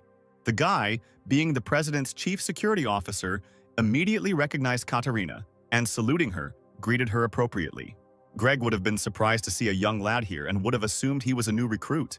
But when he looked at his uniform, he noticed 2 stars sewn on it. After this, he followed Siegfried's example and also saluted him, which caused Katarina to look displeased. The next moment, she gave him a slap on the back of the head. The girl asked if he knew the basics of relationships between subordinates and superiors. Katarina said that as long as he was with her, he did not need to salute. Rubbing the bruised area, Greg apologized, saying that he was very nervous. Afterwards, the girl approached Siegfried, who was blocking their path, and asked him to move away. He bowed low, apologizing for his rudeness.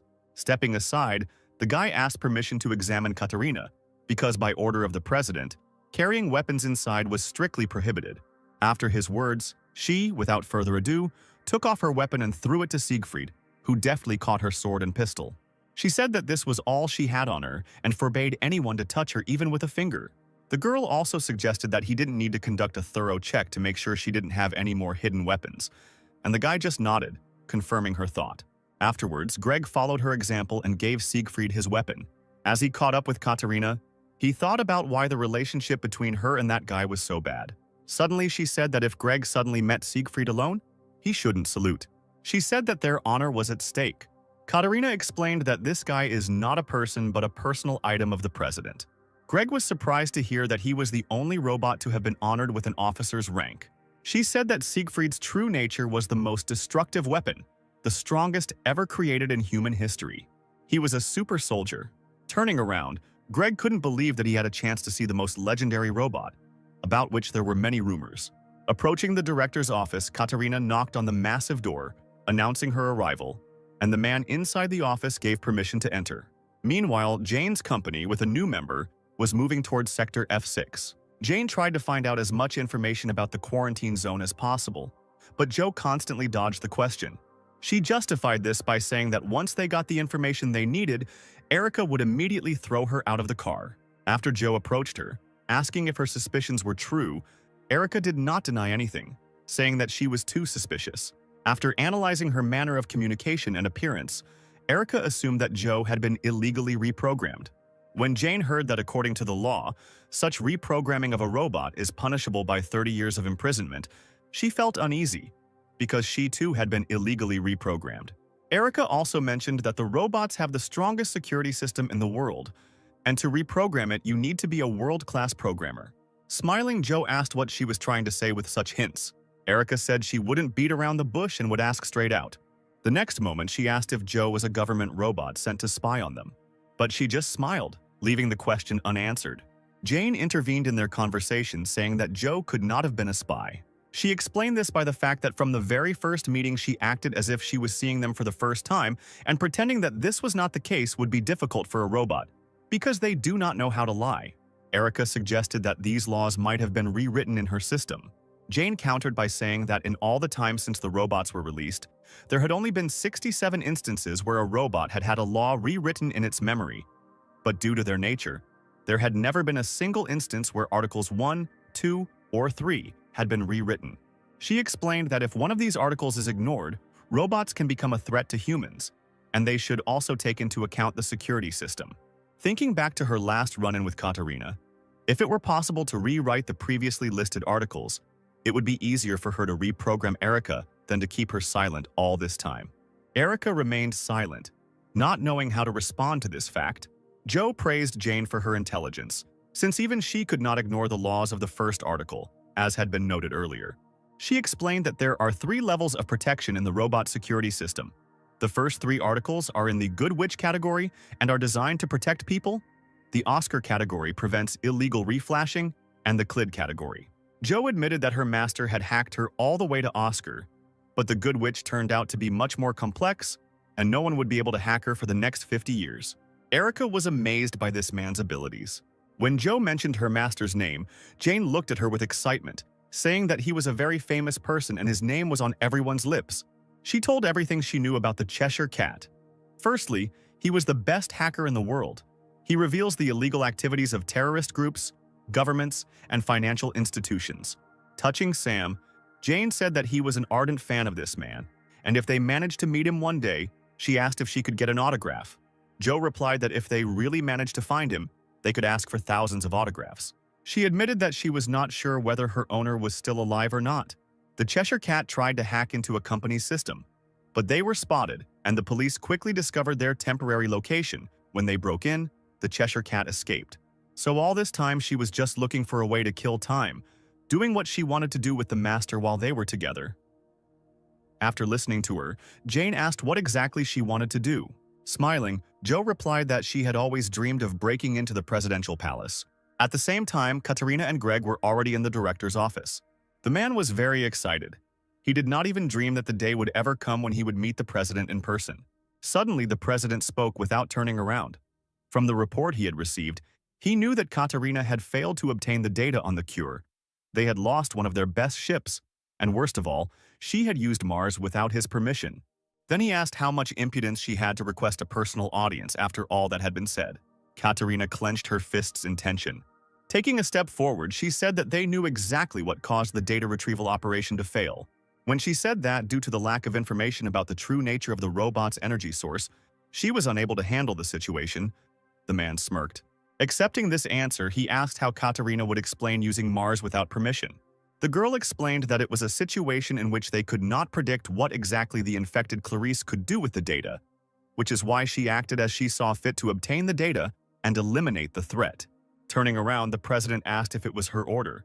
He wondered since when did she consider herself his equal, if she believed she had enough power to use dangerous weapons on her own. Katerina replied that she only did what she thought was necessary in that situation.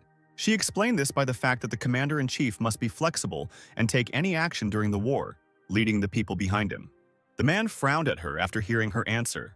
The next moment, he asked her to come closer to him. Katerina complied with the request and took a few more steps forward. A few seconds later, she stopped in front of Bishop. For a few moments, he stood there, saying nothing. Then he suddenly pulled out a gun and pointed the barrel at Katerina's head. Seeing this scene, Greg began to seriously worry about his commander. Bishop shared that he had heard rumors that Katerina was getting rid of any of her subordinates who made excuses for their mistakes, after which he said that now she is becoming like them, trying to escape responsibility under various pretexts. The girl replied that she would accept any punishment for her actions. Katerina said she received her uniform 23 years ago, and until now she has never tried to escape responsibility for her actions. Afterwards, she explained that the real reason for today's meeting was not a pretext, which, if heard, would have caused him to ignore not only the fact that the operation had failed, but also the careless analysis of the data of other employees. She is here to accurately report the seriousness of the situation and its solution. Speaking about the solution to the problem that has arisen, Katerina mentioned a legion of super soldiers who answer only to the president. The commander asked Bishop to transfer some of the rights to command this unit to her. The man replied that she was too self-confident. He suggested that, believing that she had achieved her rank through her own efforts, Katerina considered herself an outstanding person. The man then released the safety catch, saying that the situation was actually completely different. It was he who gave her her current status and power. After checking her eyes again, Bishop said that there were many people who could replace her. After these words, he pulled the trigger and the sound of a shot was heard. When Jane and Erica heard about Joe's plans, they called her crazy. Erica said that no matter how brilliant the Cheshire Cat might be, doing something like that was too reckless. Joe explained that it was all because of the evidence found with her owner. They suspect that the president may have artificially created a virus that turns people into zombies. At the same time, Greg looked at the president with horror. Barely noticeable smoke came from the man's pistol after the shot. Katerina still stood in front of Bishop, her cheek scratched and her ear bleeding from a bullet. The man was surprised that the girl didn't even flinch when he fired. Lowering the gun, he said that if she had tried to dodge the bullet, she could have lost her life, then asked why she was sure he had not intended to kill her in the first place. Katerina replied that there was nothing surprising in her actions. She only took responsibility for her words that she would accept any punishment. Sighing, Bishop walked to his desk, saying that for her contributions to combat command over the years, he would overlook her mistakes this time. Turning to him, Katerina reminded him that she had never heard an answer to her request. She asked again if he would allow her to take some of the command rights of the super soldiers. Bishop looked at her menacingly, telling her not to forget her place. Sometime later, he and Greg left his office. Having caught up with his commander, the man asked if she was okay, but the girl replied that the military should not worry about a minor scratch. She was annoyed that even though she had risked her life as a sign of her devotion, her request was rejected. Turning around, Katerina looked at the bag her companion was carrying. She exhaled heavily and decided that even this would be enough for today. The commander hoped that the things she received from Bishop would be of use to her in the future. At the same time, Bishop was watching a recording of battles with out-of-control robots in his office. When they knocked on his door, he gave permission to enter. Entering inside, Siegfried greeted the man. The president asked him to come over and look at the recording. As Siegfried approached the table, the man pointed to Jane, saying that it was the robot that had caused a stir among the military brass. Afterwards, he asked who he thought created this robot. After analyzing all the data obtained from the recording, Siegfried replied that it was Dr. Louise. He said that no one else could create something like this for anyone but her. Having received the answer, Bishop tiredly covered his eyes with his hand. This woman always remained a mystery to him. But the man didn't understand why she decided to intervene and interfere with his plans right now. At the same time, our hero's company continued on its way. When asked about the possibility that the president may have artificially caused the virus, Erica responded that the idea was unfounded and made no sense. Joe asked why she rejected the idea. Erica explained that even the Association of Scientists spent more than 6 months studying this virus, and still no one is sure where this virus came from. She admitted that her mistress also began to suspect the president immediately after the UN meeting. But with all his power, it is impossible for this type of virus to appear and spread unnoticed by health organizations. Joe listened to her interlocutor with interest. But when she fell silent, she laughed and said that it was too stupid. Still, Joe was delighted that Erica's owner was Dr. Clarissa, who was unrivaled in the medical field. Erica frowned when Joe said that the more professional a person was, the more likely they were to be unable to see the beam in their own eye, and their imagination would be too limited. To everyone's surprise, she suggested that it might be possible to cause an epidemic without having to create a virus. Jane, alarmed, asked how this was possible. Pointing ahead, Joe replied that they were heading to Sector F6 to confirm or deny that hypothesis. Bishop handed Siegfried his cap, telling him to find this domestic robot. The man gave him orders to find out how the legacy Louise left behind could affect his plan. Having accepted this order, Siegfried threw on his cloak. After that, he headed towards the balcony, saying that he would return after successfully completing his mission. Stepping out onto the balcony, Siegfried stopped. He looked up, triggering synchronization with the satellite. It took him only a couple of seconds to establish a connection. After that, he could access any data. After analyzing the area around Louise's house, he discovered a damaged military robot 80 meters to the northeast. Knowing the initial data, it was not difficult for him to calculate the current location of his target. Having finished his analysis, he jumped to a higher point. Looking around, Siegfried tried to determine the direction he needed. A moment later, he determined that his target was moving at 70 kilometers per hour towards Sector F6 along a highway 14 kilometers away. Having marked his route, he was ready to set out to capture his target. As Siegfried jumped into the air, blue light poured out from the holes in his cloak. A moment later, a pair of wings appeared behind him. After that, he rushed towards his target's location with lightning speed. Siegfried covered a great distance in a few moments, and so he found himself a couple of kilometers from the route he needed. Unaware of the threat looming over them, Erica announced that they would be there in just 10 minutes. Suddenly, she felt someone approaching. Jane also felt something very dangerous approaching them. Erica turned around, warning the others of the danger. Looking up at the sky, Jane reported that someone was approaching them at very high speed. After analyzing the data, she determined that such energy could only belong to a robot. With every second, he became closer and closer to them. A moment later, a couple of meters from the car, he landed, blocking their path. Once the large amount of energy it was releasing was reduced, they were able to make out a human silhouette through the column of dust. Siegfried rose slowly from his knees. Joe was overcome with horror when she realized that there was a super soldier in front of them. Taking a few steps forward, he stopped, saying that he was very pleased to meet those present. Jane watched his every move with caution. After bowing, Siegfried revealed that he was in contact with the presidential palace and was a military robot holding the position of head of the Security Council. When he raised his head again, his body was surrounded by many small electrical discharges. Siegfried said that Jane should have already guessed the reasons for his appearance here. She really did guess for what purpose the super soldier was sent to them. The next moment, she jumped out of the car to the surprised looks of her friends. Despite their cries of protest, she landed a few steps away from Siegfried. After that, she activated her combat module, preparing to attack.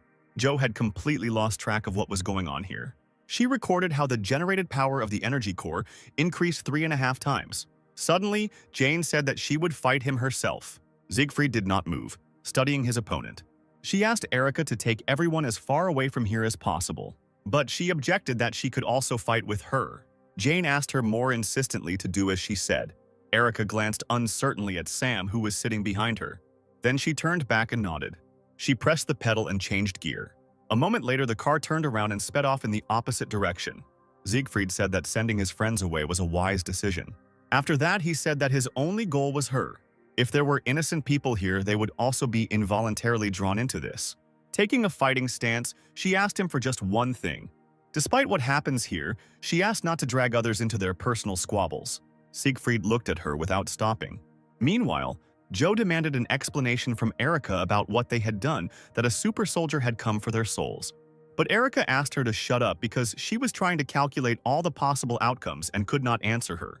A worried Sam looked into the distance, worried about Jane. Suddenly, the sounds of battle reached them. The sound wave emanating from their blows reached even them. Joe couldn't even imagine how powerful their attacks must be. Meanwhile, Jane was engaged in a fierce battle with Siegfried. She concentrated all her strength into her fist. The super soldier decided to use the same techniques as Jane. A moment later, their fists clashed with each other. Suddenly, the car stopped. When Erica got out of the car, Joe asked her with annoyance what she was doing. But she left the question unanswered and looked into the distance, hoping that everything would be okay with Jane. Erica was well aware of the reason why she decided to stay alone, because even if the two of them attacked the super soldier, they would not be able to defeat him. At the same time, Jane and Siegfried were still confronting each other. Suddenly, her hand began to crack. A moment later, it crumbled into tiny pieces. Thus, Jane lost her advantage in the battle. Having lost her arm, she took a few steps back. She then turned around to deliver a kick. But the super soldier managed to dodge her blow by tilting his torso back. To keep his balance, he had to take a step back. Jane rushed at her opponent again, not giving him time to counterattack. Thanks to his extensive experience in battle, Siegfried knew how to get out of this situation. He took another step back, transferring his weight to his supporting leg, after which he stood in a stance and again concentrated his strength in his fist. The next moment, he punched the air when Jane was literally 2 steps away from him. Due to the shockwave, she was thrown back several meters. At one point, Jane kicked her leg to help herself back down to the ground. As soon as she knelt down, Siegfried was already approaching her. Suddenly, Joe, Erica, and Sam, who were several kilometers away, heard an unusually loud sound from the attack. They all peered into the distance with horror and bewilderment, wondering what was going on there. Suddenly, Joe turned to Erica, asking if everything would be okay. Judging by the sounds they could hear, Jane might die. After her words, Erica activated her combat module. Joe was surprised that she, like Jane, could also regulate the power of her core. She interrupted Joe when she asked why they left Jane alone.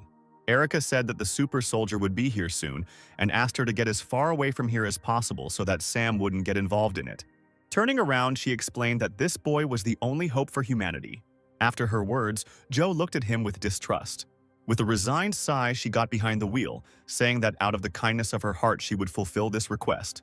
A moment later, the car moved off and Joe shouted at the end that Erica had to help Jane. Jane herself was holding onto her feet with the last of her strength. She assumed that she wouldn't be able to defeat the super soldier, but she didn't think that there was such a gap between them. Shaking the dust off his cloak, Siegfried noted that the power of her core was comparable to his own. But due to her lack of experience in combat, her attacks were easy to read, and she had no way to respond to his attacks. He also noticed that her energy was not circulating so smoothly, so there was a slight delay in her movements, and for the same reason, the force of her blow was reduced several times.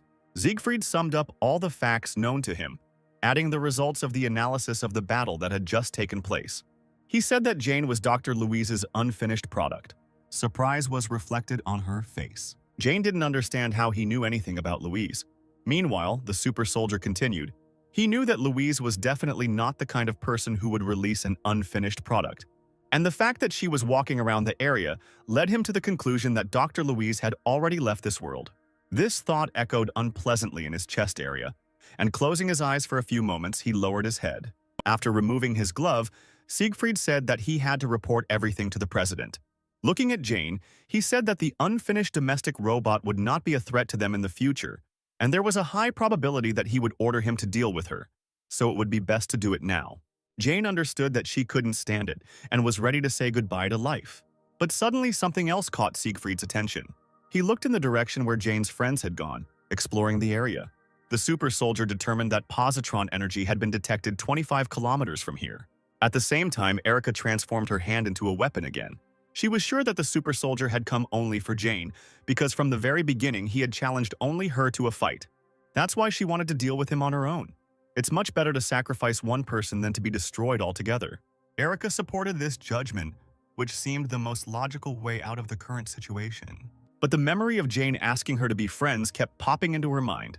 She decided that she had to help her at any cost.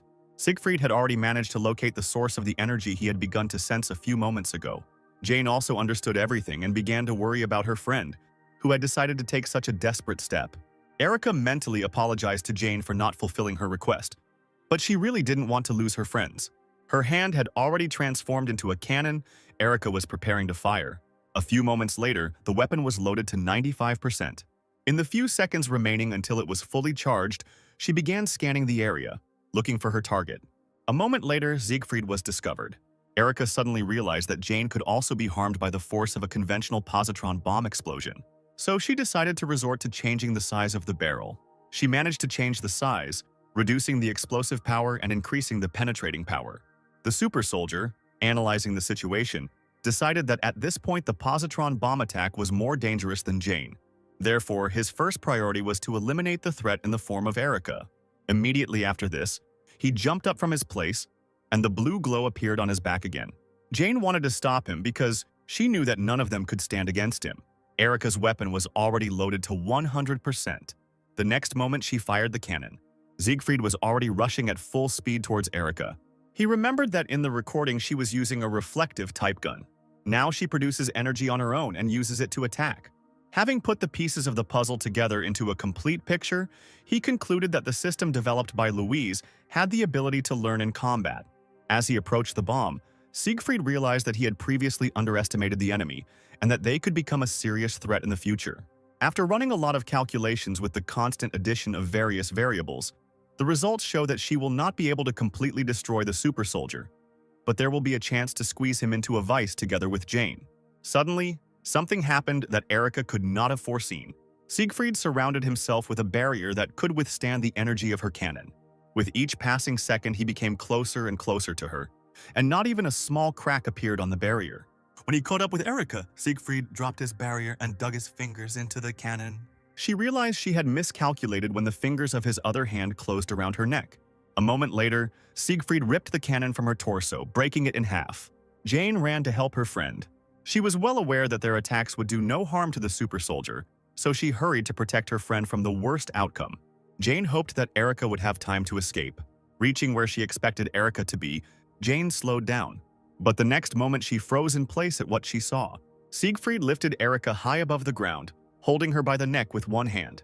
Noticing Jane's presence, she looked in her direction and told her to run. At that moment, the super soldier squeezed his fingers, and Erica's head was separated from her body. Jane watched this scene with wide eyes. She didn't immediately realize what exactly had just happened. With the primary source of threat incapacitated, Siegfried threw the robot's torso to the ground. Looking at her, he said that he did not at all understand the reason for such a stupid act.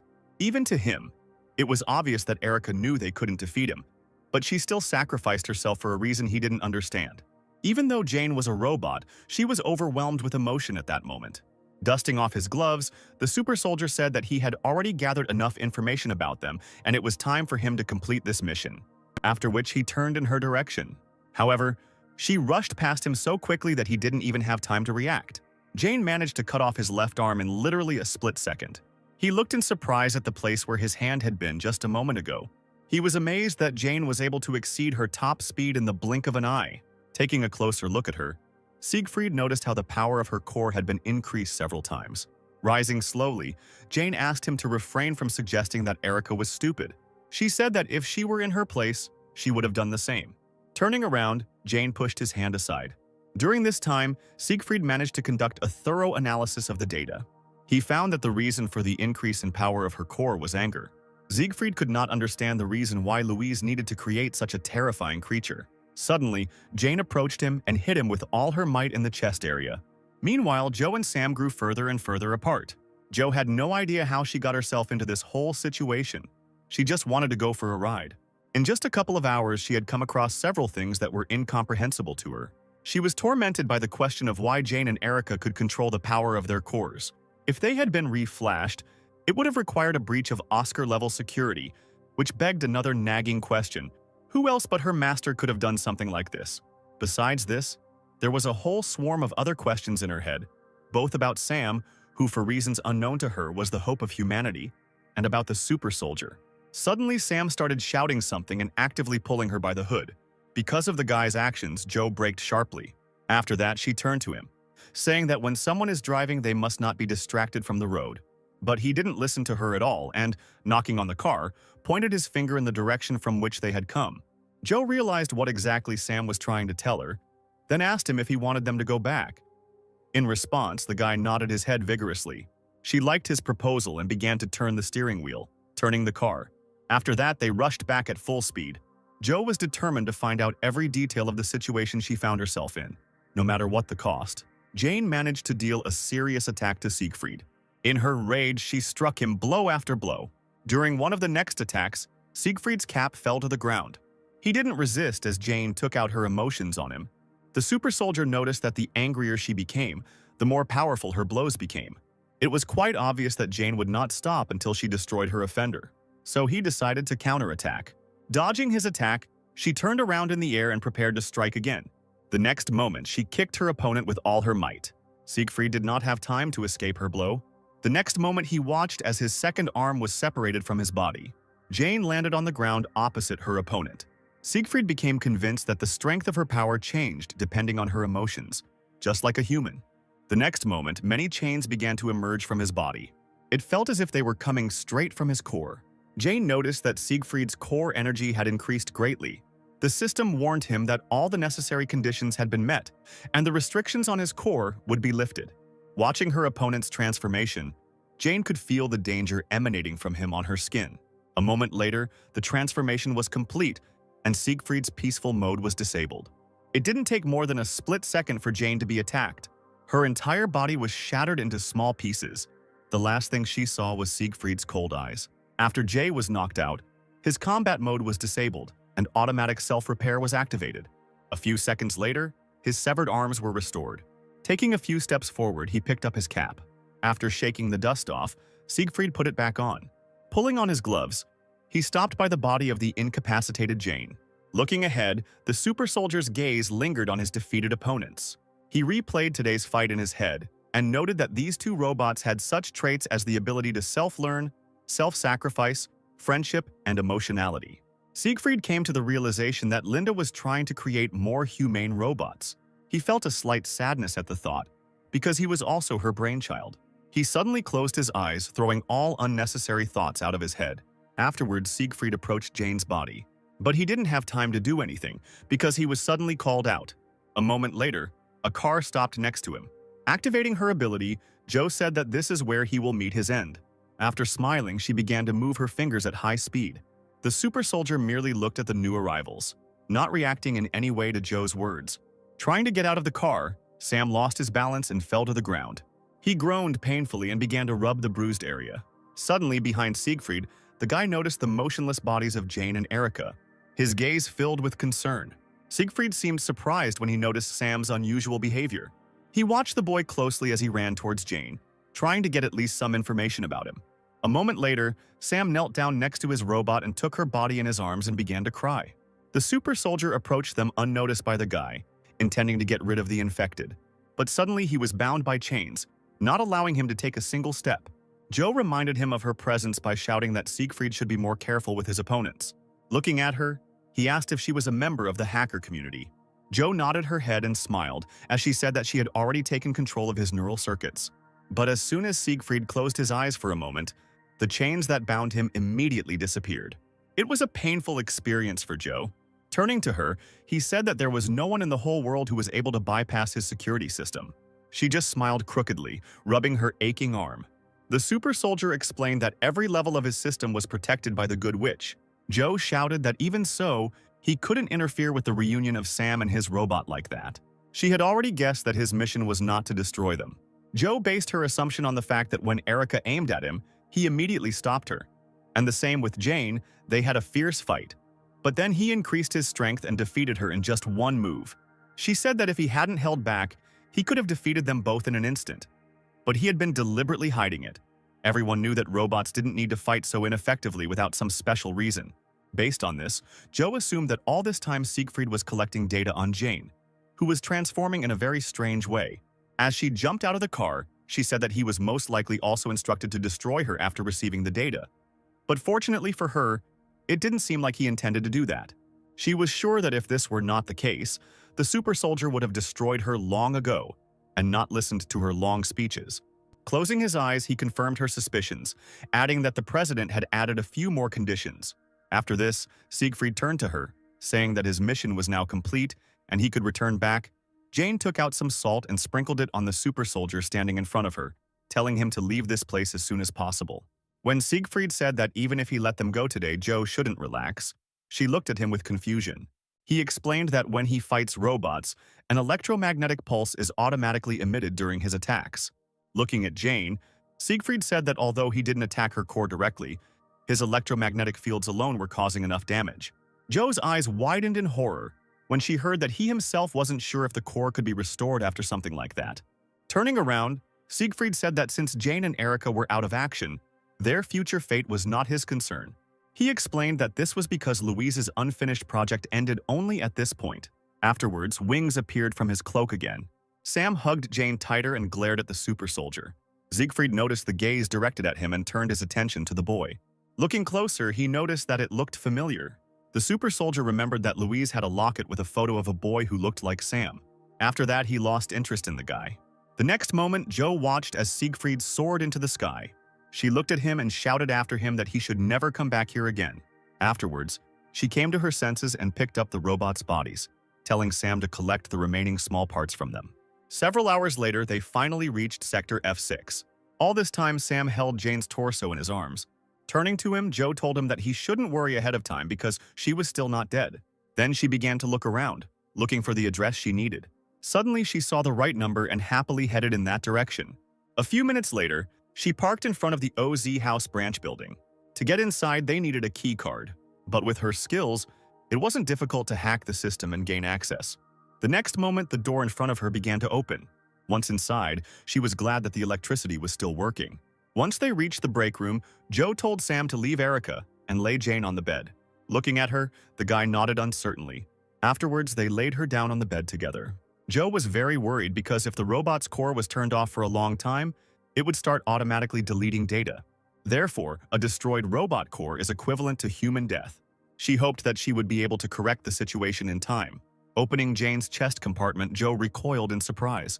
After examining the core, she came to the conclusion that, fortunately for them, it had not been completely destroyed. What surprised her so much was the core of an unusual type. Jane opened her eyes 2 days later. She was unable to fully recover due to the damage to her core from the electromagnetic pulse. She immediately began to calculate her location. Joe suddenly appeared and stole all her attention. She was incredibly happy that she had finally woken up. Not understanding anything, Jane asked what was going on. She recounted the events of 2 days ago, mentioning that the super soldier only intended to gather more information about her, and, having completed his mission, he returned back. After this, Joe began to bombard Jane, who had just woken up, with a multitude of questions. When all the questions were finally asked, she apologized, saying that her system was still recovering and she was not able to answer all these questions right away. Suddenly, a medical hammer flew at Joe's head. Erica was sitting on the next bed, making another remark to her. Sam entered the room and happily ran to his robot. Joe turned to Erica, who had also finished her recovery a few moments ago, starting to pepper her with the same mountain of questions. Due to Joe's over-emotionalism and carelessness, Erica's head was once again torn off her body. Jane and Sam watched in horror at this terrifying scene. Sometime later, an irritated Erica's head was put back in place and wrapped in duct tape for a while. Approaching her, Jane shared her joy that everyone had survived and was now safe. Erica replied that although they had made it out alive this time, they might not be so lucky next time. She said that besides Siegfried, there are several other super soldiers, and even if they all attack together, in their current state, they won't even be able to defeat one such soldier. The worst thing, in her opinion, was that they could find them at any moment thanks to the satellite connection. After her words, Jane remembered how they fought with Siegfried, and sadly lowering her head, she said that Erica was absolutely right. Suddenly, Joe grabbed the hem of her dress. She asked when they would finally decide to answer her questions. Jane smiled, saying that she would definitely tell her everything. But there were too many questions and it would be too ineffective to answer them one by one. She decided that it would be better if she simply gave Joe her memories and sat down next to her. Asking if she was okay with that option, She was told that anything would do as long as she could satisfy her curiosity. But Jane warned that her operating system had not yet fully recovered and that she would only be able to transfer the data in 20 minutes. Erica intervened, asking if there was any information that Joe should in turn share. She recalled that even on the way they raised the issue that the president could have been the one who caused the epidemic. She already had an assumption that all these days, while they were recovering, Joe had not been sitting idle, but was looking for evidence of this theory. Smiling, she nodded, telling everyone to follow her. And so, a few minutes later, they were walking down the long corridor of the research center, following Joe. Suddenly, something behind the glass caught Sam's attention. He stopped and tried to say something, looking into the adjoining room through the glass. Jane noticed this and also stopped. As she approached the glass, she realized what exactly had caused her master to react this way and called out to Erica. She also came closer and froze, looking through the glass in bewilderment. In the adjacent room, there were several dozen models of military robots. Joe explained that this place used to be a laboratory for one of the branches of the House of OZ, usually where the latest and improved research products were released. Turning to her companions, she said that robots were also created here. Looking at all this, Jane asked why there were so many robots left here. Smiling, Joe replied that they should have figured it all out on their own by now. She began to explain that in 1941 the world was united under the military might of the Third Empire. But during the revolution, the dictator was executed and the Third Empire fell apart. After this, in order to prevent the re-establishment of dictatorship, a world coalition government was created. But at the same time, rebels emerged who demanded independence. They organized wars with UN forces, and more than 1,000 government soldiers were killed. After the destruction of one of the largest sectors, in order to prevent as many military deaths as possible, a project to create military robots was launched and, 2 years later, was presented to the public. Joe said that the main reason robots exist is to fight wars instead of humans. She then asked if they had ever heard of robots being drawn into battle before the virus. Jane replied that even checking records from 12 years ago, nothing like that happened, Joe confirmed, saying that the robots created were just failures that never participated in battles, according to official documents. She explained that military-style robots have outdated bodies that consume fuel, unlike modern robots that get their power from the energy they generate. But due to the presence of artificial intelligence, using them in a real battle would be too stupid, because one of the main laws forbids robots from attacking people. Also, their neural network protection is too weak and can be easily hacked, making such a robot completely useless. But for some unknown reason, the president created more than 5 million copies of this useless model. Erica suggested that while they were troubleshooting their malfunctions, a virus disaster could have occurred and their production was stopped. Joe responded that this was a possibility. She then shared the results of her research, during which she scanned more than 300 robots she encountered on her way here. She found out that the manufacturing date showed that production had been completed for quite some time, but she couldn't find any system update logs or anything. Joe guessed that it was because the whole military robot thing hadn't been a failure for the president. Then she asked a tricky question about who the military robots were created to fight, since they can't even fight against people. When Jane was about to express her guess, Joe interrupted her, saying that so far it had been a very reasonable story. Approaching the door, she asked if they were ready to see the moment where this story intersects with reality. The door to the room that held all the answers opened terribly slowly, causing tension from such a long wait. When the door finally opened, Joe pointed to an old computer standing in the middle of the room that had been used by researchers 12 years ago. That same evening at the presidential palace, Siegfried gave the president a recording of his fight with Jane. Bishop was now looking through the part where Siegfried suggested that this robot was one of Louise's unfinished works. The man looked closely at the image. When he heard that Louise had already left this world, he frowned and closed his eyes. At this point, Bishop turned off the video. Turning around in his chair, Siegfried said he had one more report. He reported that Jane's team was currently spotted at the old OZ house branch in The super soldier clarified that it was a laboratory where secret military robots were being developed, and if they were not careful, the truth about the virus could be revealed. Bishop replied that he didn't care because the Venus project had already been launched anyway, and even if the truth were revealed, it wouldn't affect his plan. After that, he said that the robot could be free. Left alone with himself, the man took out one of his favorite cigarettes. He brought the lit lighter to the cigarette and inhaled the tobacco smoke. Then he turned back to the table and pulled out one of the shelves, which contained a single photograph for many years. Taking the frame in his free hand, his gaze filled with sadness. The man hoped with all his heart that there was no afterlife. After all, if heaven did exist, he was sure that in that case he and Louise would meet at the very bottom of hell. At the same time, a joyful Joe said that it was here that they would find the answers to all their questions. Afterwards, she ran into the room and tenderly hugged the computer that stored valuable information for them. As she approached it, Erica couldn't believe that this computer, which contained such important data, was simply abandoned here. Joe said that unlike careful server management, people might forget about an old computer tucked away in a warehouse like this, which worked to their advantage. Having found the necessary file, she asked if everyone was ready for the revelation of the truth. Having received everyone's consent, she unpaused the recording. She then explained that the recording currently being played was a test video recorded a year before the military robots were presented to the world. Erica and Jane couldn't believe what was happening on the recording. In this video, military robots were killing zombies. When the girls simultaneously asked how this was possible, Joe replied that these were not real infected, but only a created imitation.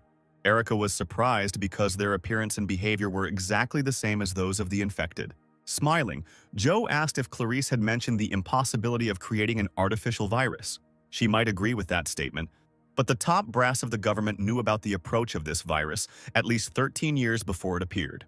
Joe concluded that the robots were created from the start to fight the infected, but they didn't know exactly when the first outbreak would happen, so they created the robots in advance to be prepared.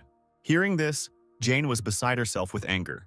She said that she fundamentally disagreed with the idea of exterminating the infected. She sincerely believed that the government took such a terrible step because there was no other choice. But as it turned out, to her great horror, they were deliberately ignoring the fact that billions of people would be infected and destroyed. Jane said that they would never be forgiven.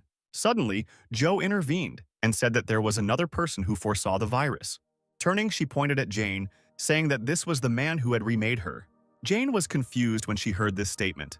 Joe explained that it was almost impossible for a normal person who lived as a recluse in the wilderness to remake her and improve all of her stats to the highest level to do something like that.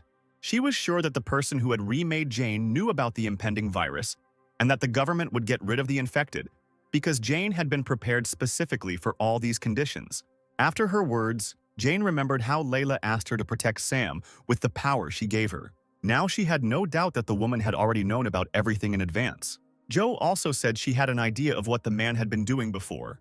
Seeing Jane's puzzled expression, she said that if she shared her memory data, she would be able to confirm her assumption. Jane replied that there were still 4 minutes left before her system was restored, so data transfer was not yet possible.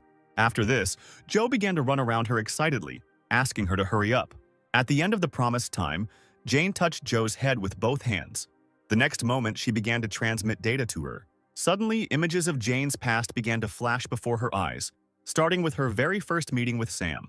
After she saw the memories associated with Louise, assessing her skills, Joe said that it would be very difficult for her master to reach her level. Suddenly analyzing the facts she knew about this man, such as retirement, advanced age, foreknowledge of the virus, and incredible abilities in programming and engineering, she finally realized what Louise's true identity was.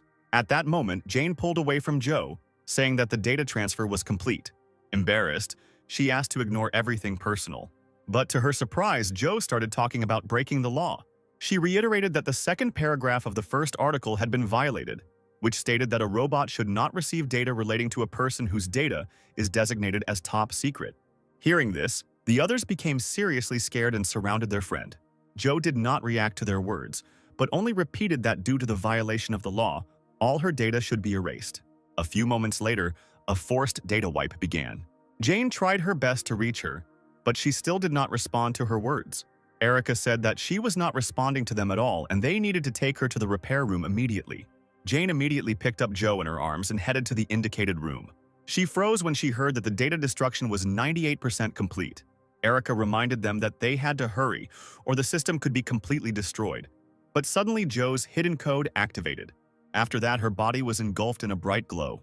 The Cheshire Cat's security system froze the code that prescribed the second paragraph of the first article of the law, after which data recovery began. Erica had no idea what was going on, but Jane assumed that Joe was recovering. A few moments later, she opened her eyes. When she regained her ability to speak, she admitted that she thought that she would die soon. When the data was analyzed, Joe found that 0.7% of the data was lost. Afterwards, she asked Erica what exactly she said while she was unconscious. She replied that she mentioned the first article, second paragraph. Hearing this, the complete picture of who Louise had been in the past appeared in Joe's mind again. Smiling happily, she cried out that now everything fell into place. Then she turned excitedly to Jane. Taking her by the shoulders, Joe said that the man who had transformed her was truly incredible. Pointing to herself, she said that Louise was her mother. Jane looked at her in bewilderment. She asked Joe what exactly she meant. Erica said that her artificial intelligence was damaged. Afterwards, Erica patted the chair, asking Joe to sit on it for an examination, but she just laughed, saying that she was perfectly fine. Joe pointed to Jane, saying that Louise was her mother too.